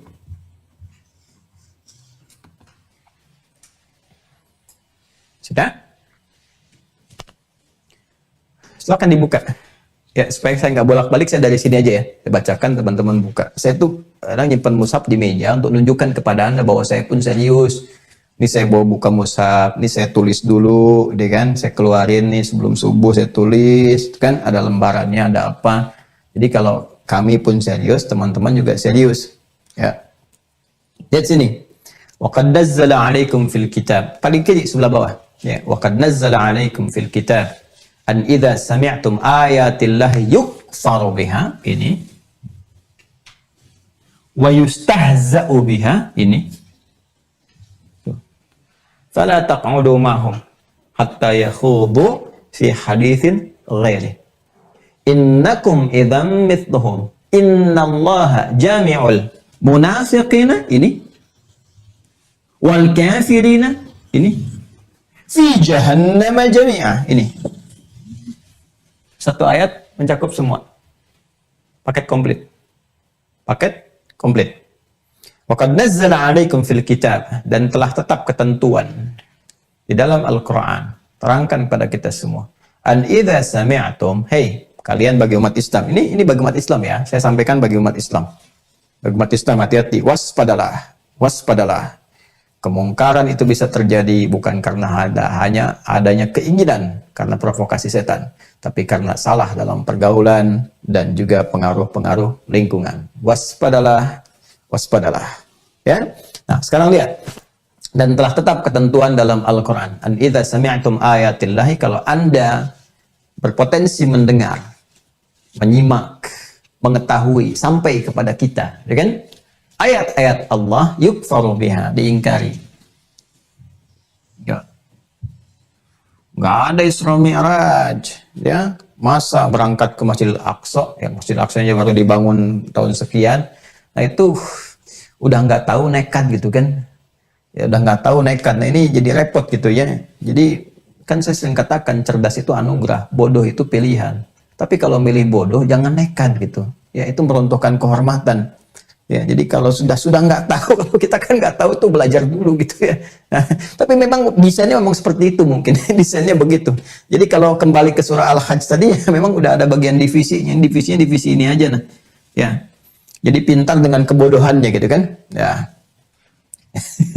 pintar dengan kebodohannya. Disuruh pintar tapi untuk menyampaikan kebodohan. Kan dulu kan cuma ada 4 golongan kan ulama dulu itu mengklasifikasikan manusia dari taraf kepintaran dan kebodohan, ya kan?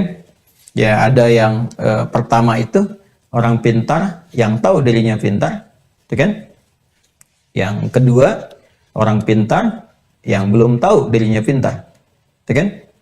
Yang ketiga orang bodoh yang tahu dirinya bodoh. Ya, karena tahu dirinya bodoh, dirinya belum tahu, dia belajar. Masih agak bagus tuh golongan ketiga. Yang keempat, orang bodoh, dia nggak tahu dirinya bodoh.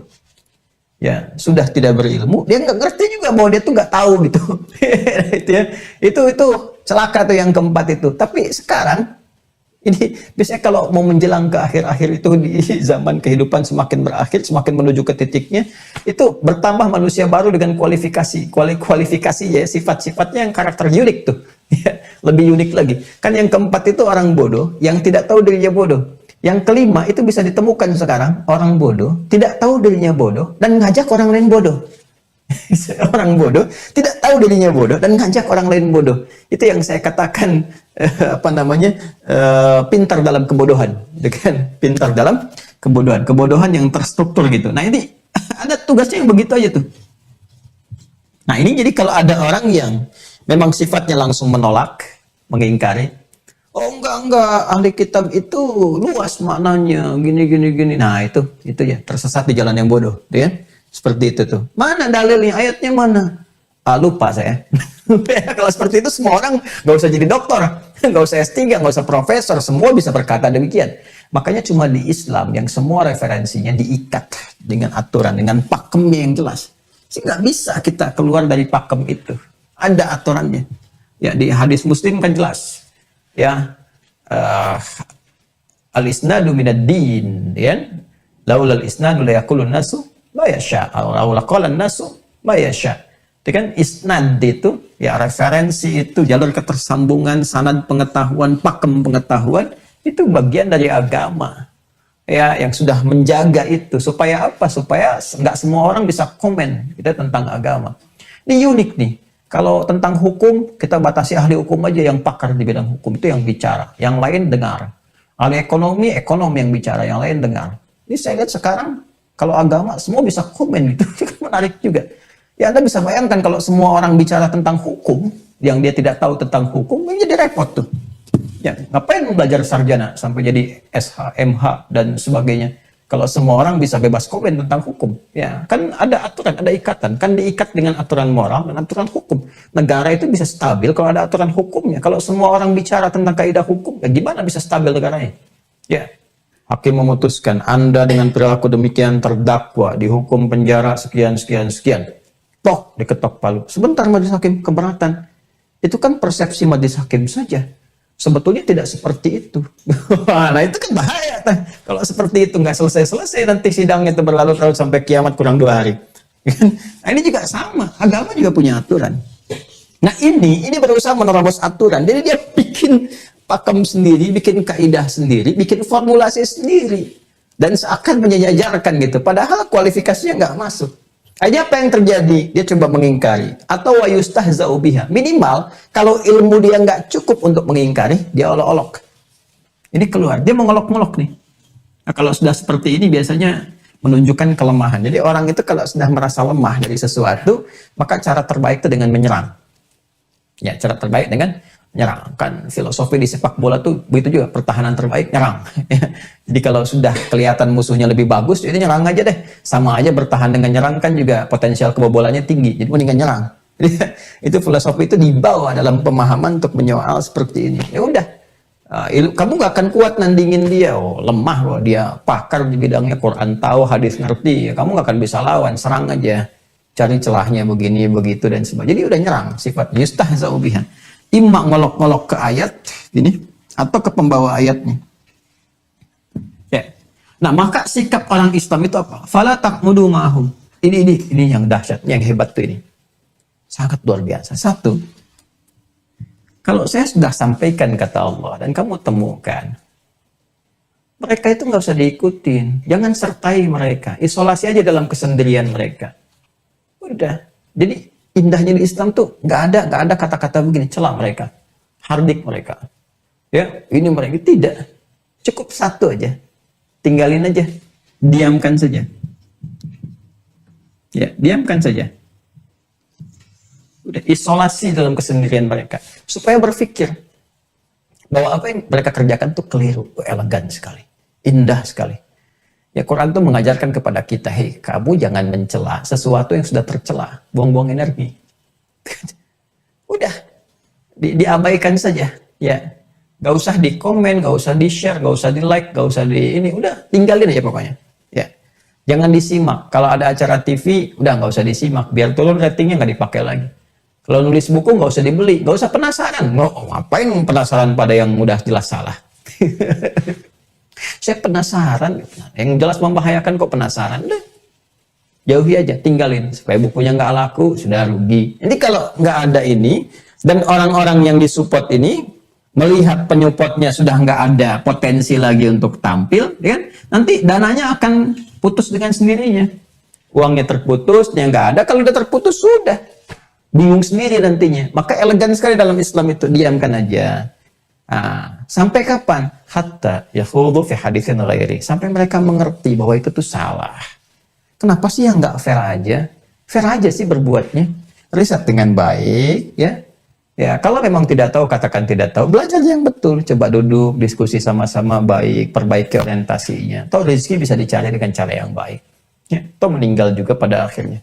Apa mau meninggal dalam keadaan yang seperti ini gitu. Ya. Nah, balik ke sini. Jadi yang kedua itu ada adab Al-Quran. Bahkan pada orang yang terlihat betul-betul salah pun, Al-Quran tetap memberi peluang. Sebelum kau meninggal, perbaiki dulu. Itu nggak bagus yang seperti itu. Kalau masalahnya rezeki, kan kamu tahu Allah Maha Pemberi. Yang punya rezeki Allah, kenapa nggak mendekat dengan cara yang baik? Cari dengan cara yang benar. Sampai kapan mau begitu? Ya, kok bisa merasa nyaman dicela orang?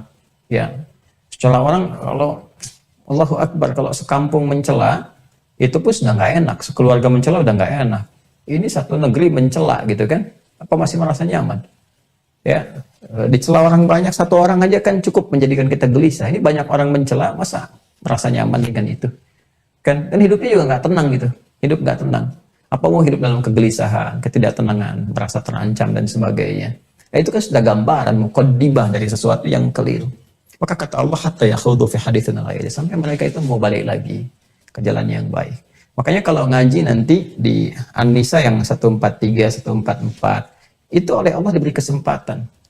Illal ladzina tabu, kecuali mereka itu mau tobat, balik lagi ke jalan yang benar. Ya, kemudian wa aslahu, memperbaiki diri.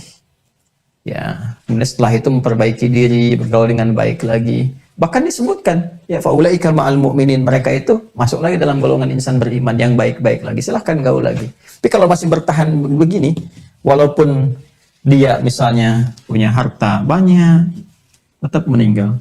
Punya kedudukan, jangan merasa aman. Ya, jangan merasa bahwa ini bisa terlindungi, ini bebas, bisa dapat akses jabatan itu sementara. Besok lusa kalau sudah selesai, nggak bisa lagi dapat privilege ini. Ya, pengetahuan, wah ini bisa dinaikin, bisa dapat beasiswa gini. Jalannya masih banyak. Ada cara lain untuk lebih baik. Apa mau menempuh fasilitas begitu untuk mendapatkan hal yang sangat buruk dalam berkehidupan? Kan?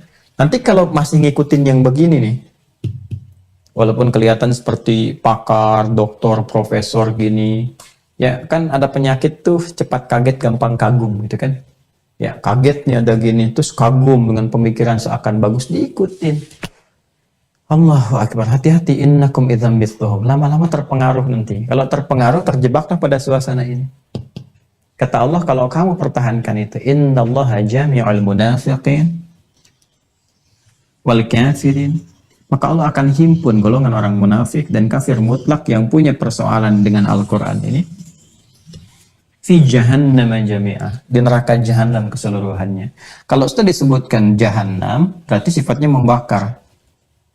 Di jahannam yang mana sifat membakarnya? Maka ulaika ashabul jahim. Ini.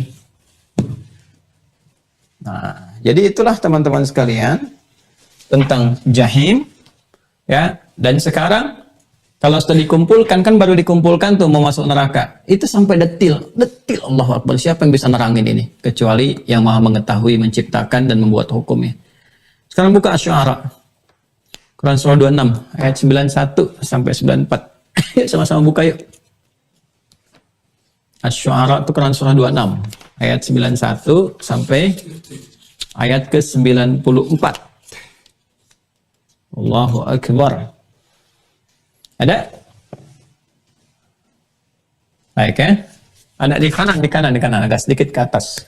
Mau ke tengah itu. Kalau di kursaf standar yang kanannya itu agak ke kiri sedikit. Sudah belum? Kayak sebelah satunya. Nah, sebentar sebelum dibacakan, lihat dulu sini. Ya, simpan dulu mushafnya, lihat dulu sebentar. Fokus dulu ya. Nah, teman-teman sekalian, fokus baik-baik. Perbuatan ini, perbuatan yang tidak benar. Bahkan dalam konteks keduniaan saja nggak fair. Ya, mengolok-olok itu kan juga kita menolak keras. Ya, siapa yang mau diolok-olok? Anak Anda kalau diolok-olok bagaimana respon orang tuanya? Negara kalau diolok-olok bagaimana? Pejabat kalau diolok-olok kan langsung bisa bereaksi. Ya kan? Presiden diolok-olok tangkap orangnya. Ya, menteri diolok-olok bisa disoal, laporin, ya kan? Nah, sekarang agama diolok-olok. Sedangkan itu hak yang dijamin oleh konstitusi. Saya selalu mengingatkan kan pasal 29 ayat 2 itu. Negara menjamin kemerdekaan tiap-tiap penduduk untuk memeluk agamanya masing-masing dan beribadah menurut agama dan kepercayaannya itu. Ya kan? Itu hak dasar gitu.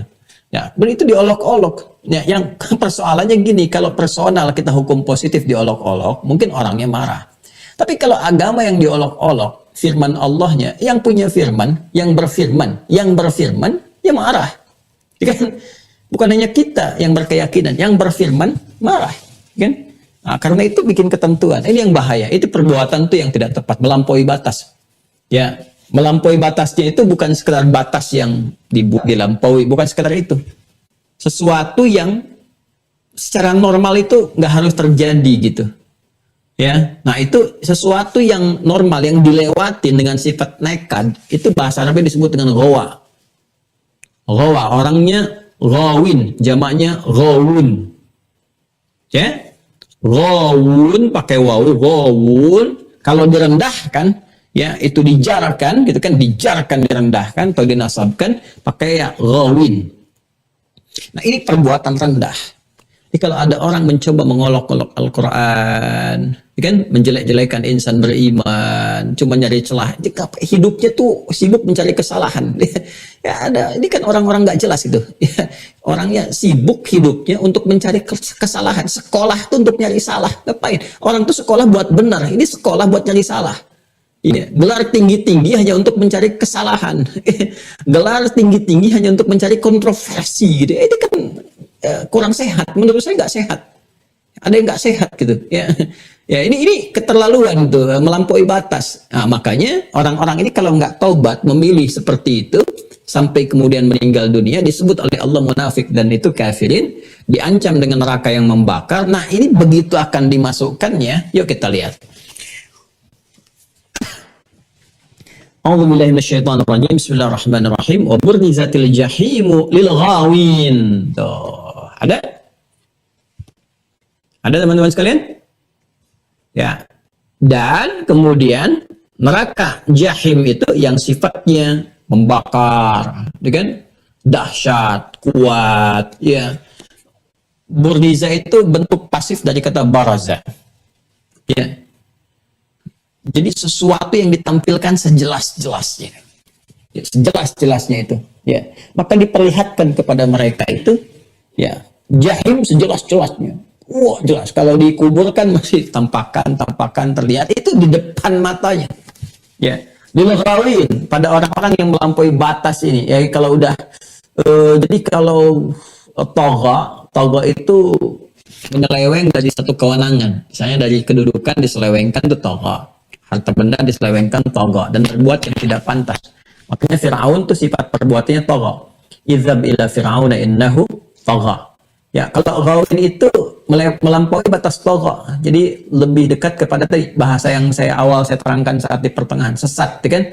Ya, tersesat dalam kebodohan gitu. Jadi udah melampaui, udah berusaha, dirinya udah salah dan berusaha membuat orang salah, jadi tersesat. Makanya kata ghawa itu seringkali juga diartikan dengan sesuatu yang tersesat atau melampaui batas yang telah ditentukan, kan?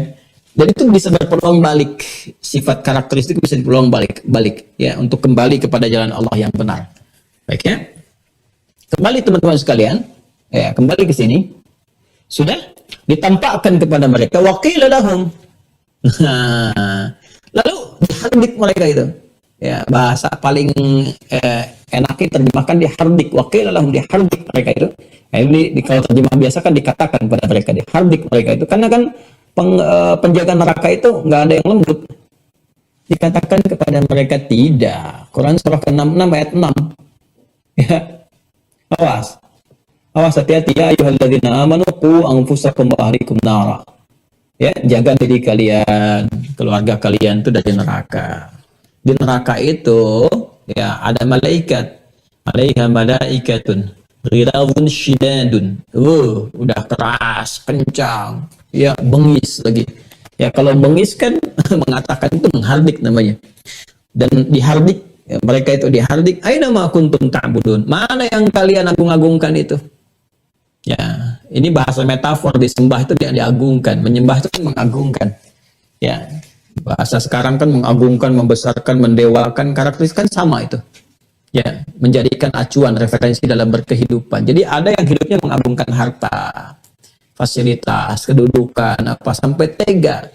Dengan itu semua menjadikan kemudian sikap mereka buruk terhadap Al-Quran, kepada Allah dan Rasulnya, membelokkan ayat, membuat orang tersesat dan sebagainya. Ya, ya, mana itu mereka itu? Ya, min dunillah, dari selain Allah itu.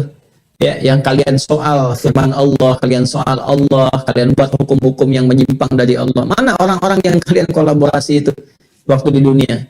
Yang biayain kamu sekolah tuh jauh-jauh, sampai di situ kamu dibikin supaya menyoal Quran, bikin konstruksi pemikiran yang salah, bikin kaidah-kaidah baru. Ya, bikin fikih-fikih nggak jelas, ya, fikih lintas agama ini itu dan sebagainya, yang kalian sebetulnya tahu betul itu menyalahi. Ayo, mana yang donatur kalian itu, sponsornya mana? Ya, mana yang jamin kalian itu, yang melindungi kalian? Kalian merasa tidak disentuh oleh hukum, oleh ketentuan, oleh macam-macam. Kata Allah mana? Ya, yang surunakum aw yantasirun. Ya, mana? Panggil mereka semua supaya nolong kalian sekarang. Ya. Atau jangan-jangan mereka semua juga minta tolong pada kalian sekarang. Ini suasana akhiratnya. Kita iman loh, kita iman. Ini kan Al-Quran. Jadi kalau Al-Quran menyampaikan pasti terbukti, terjadi itu. Nah, kalau ditemukan yang begitu, nanti ada sikap. Bagaimana muslim yang benar itu bersikap. Ya, bagaimana bersikap. Kemudian fakubkibu fiha, ya, humul khawun.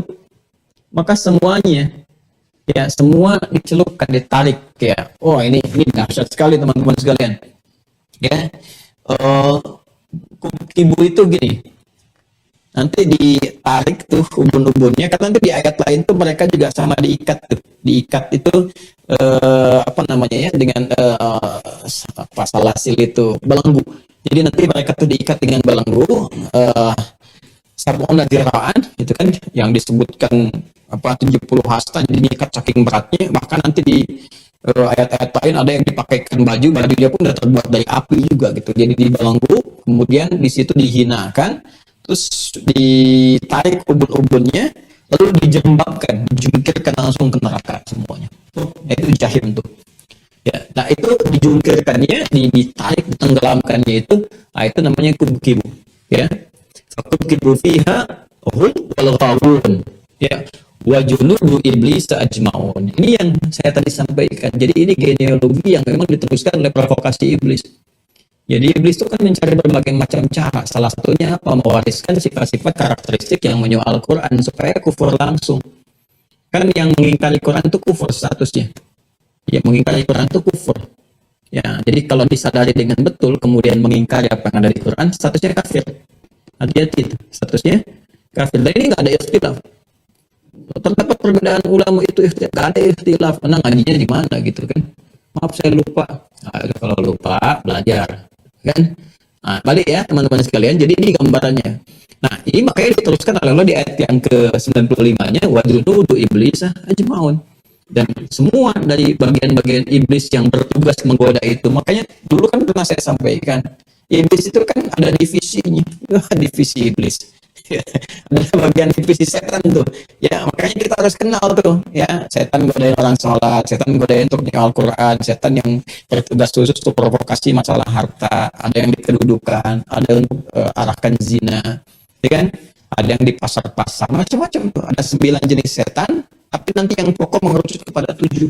Nah, nanti yang berdinas yang bertugas tuh di kalangan setan yang untuk membisikkan ini sehingga nanti ada terprovokasi, dikumpulin semua. Ya, dan dijengkapkan langsung, jungkirkan langsung ya ke dalam neraka. Jadi bukan begini, tarik ubun-ubunnya, tarik begitu. Ya, dan malaikatnya luar biasa. Malaikat sampai 19 malaikat penjaga neraka itu, ya, dan dipimpin oleh malaikat yang bengis yang disebut dengan Malik, itu yang luar biasa dahsyatnya. Jadi saya sudah terangin nih, dengan izin Allah Subhanahu wa taala, urutan-urutan dari ayatnya, ya, gambarannya dari perbuatannya, sifat nerakanya, bagaimana isyaratnya, ciri-ciri seperti apa sampai berpulangnya. Ya. Dan ingat, yang kita bahas itu sekali lagi, ini ayat Quran. Saya tidak menyoal misalnya kelompok ini, kelompok itu, atau nama ini, tidak. Ya, saya menyampaikan tentang apa yang disampaikan Quran. Jadi kalau kejadian, berarti itu bukti yang paling otentik, ya, yang paling jelas gitu, menunjukkan bahwa Al-Quran benar.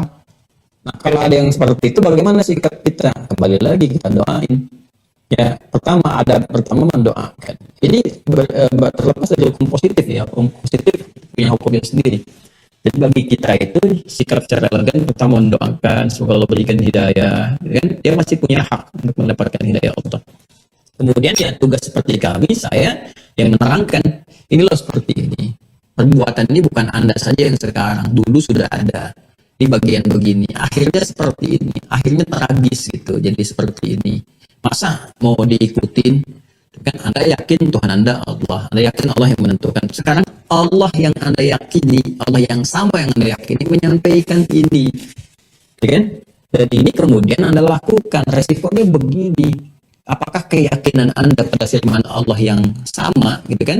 Sama-sama berfirman yang Anda yakini itu. Katanya Anda sholat juga, saya juga sholat kok. Nah, Anda itu sholat itu karena apa? Karena yakin dengan kebenaran sholat atau pura-pura sholat. Kalau yakin dengan kebenaran sholat, karena ada perintah sholat, Anda lakukan, maka yang memerintahkan, zat yang sama yang memerintahkan mengabarkan ini.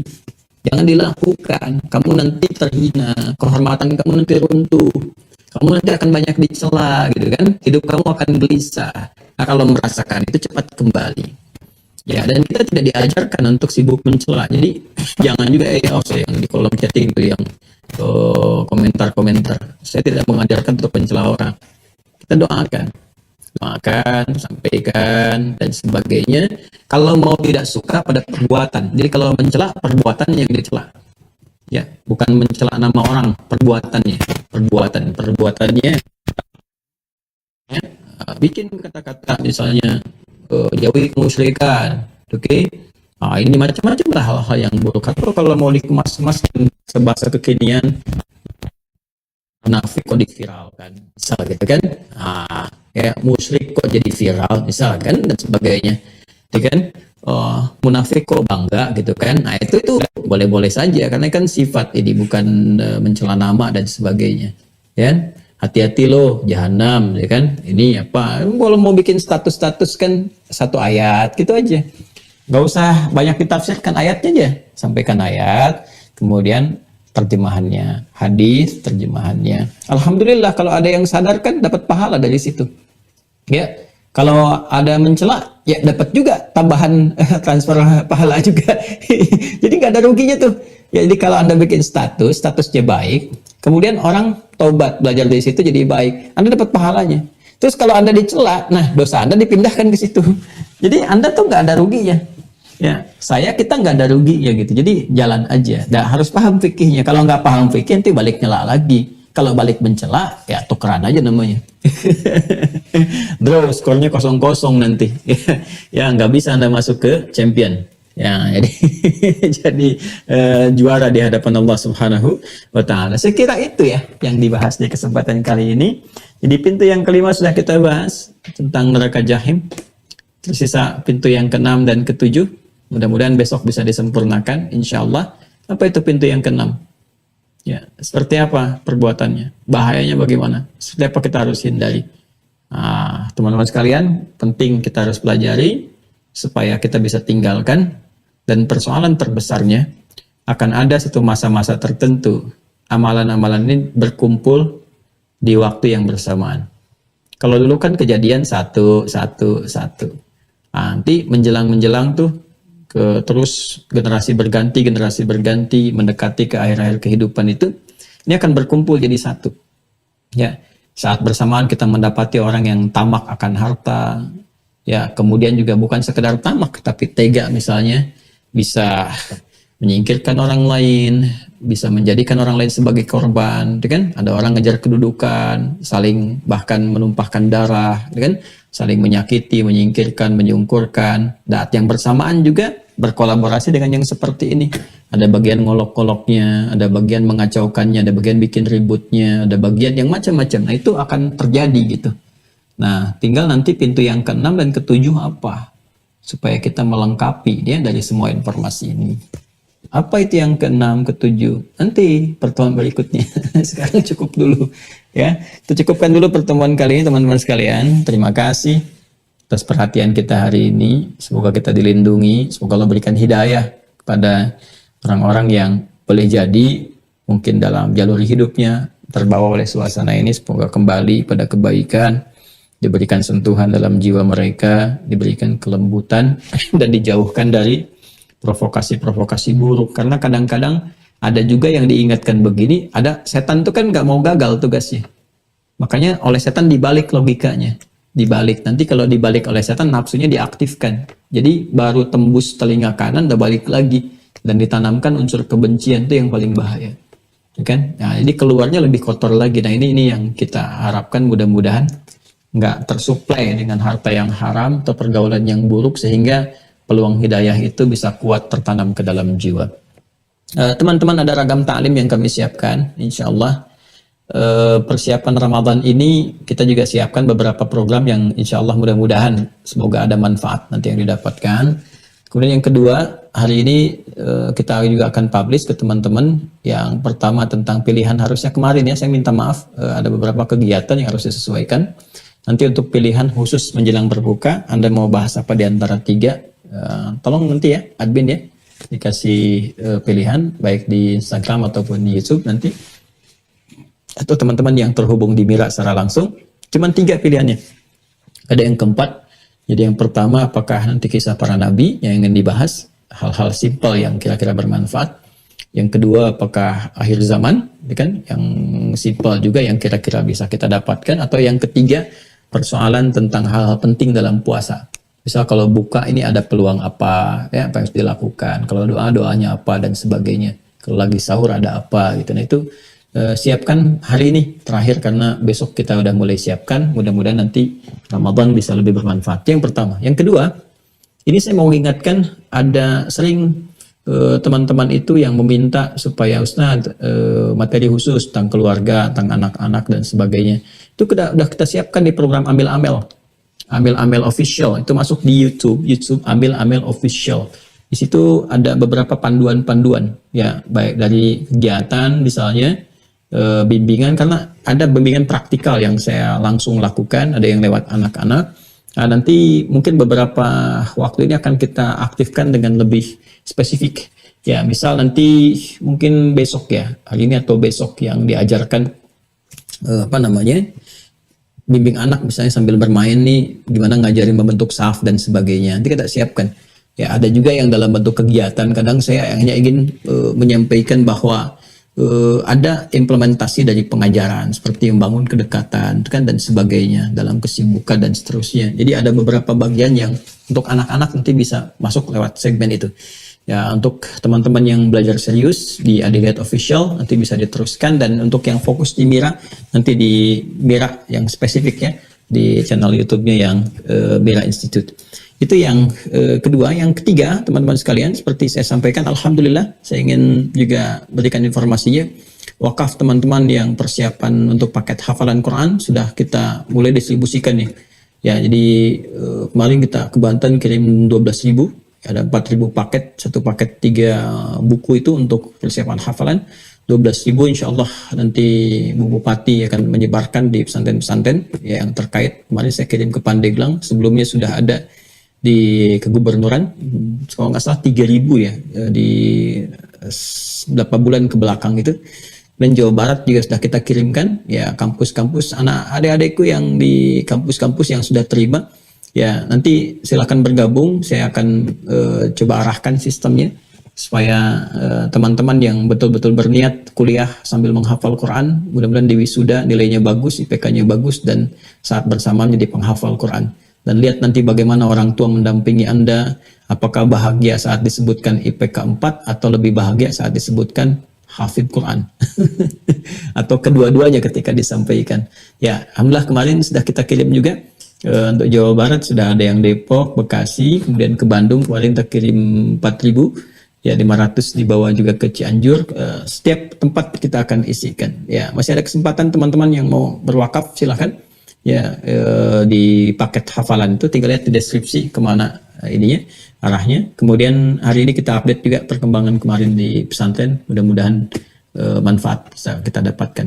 Terima kasih untuk hari ini. Semoga Allah ridhai, rahmati kita dan berikan petunjuk kebaikan kepada kita semua untuk istiqamah dalam beramal saleh. Allahumma taqabbal minna innaka antas samiul alim wa tub alaina innaka antat tawwabur rahim.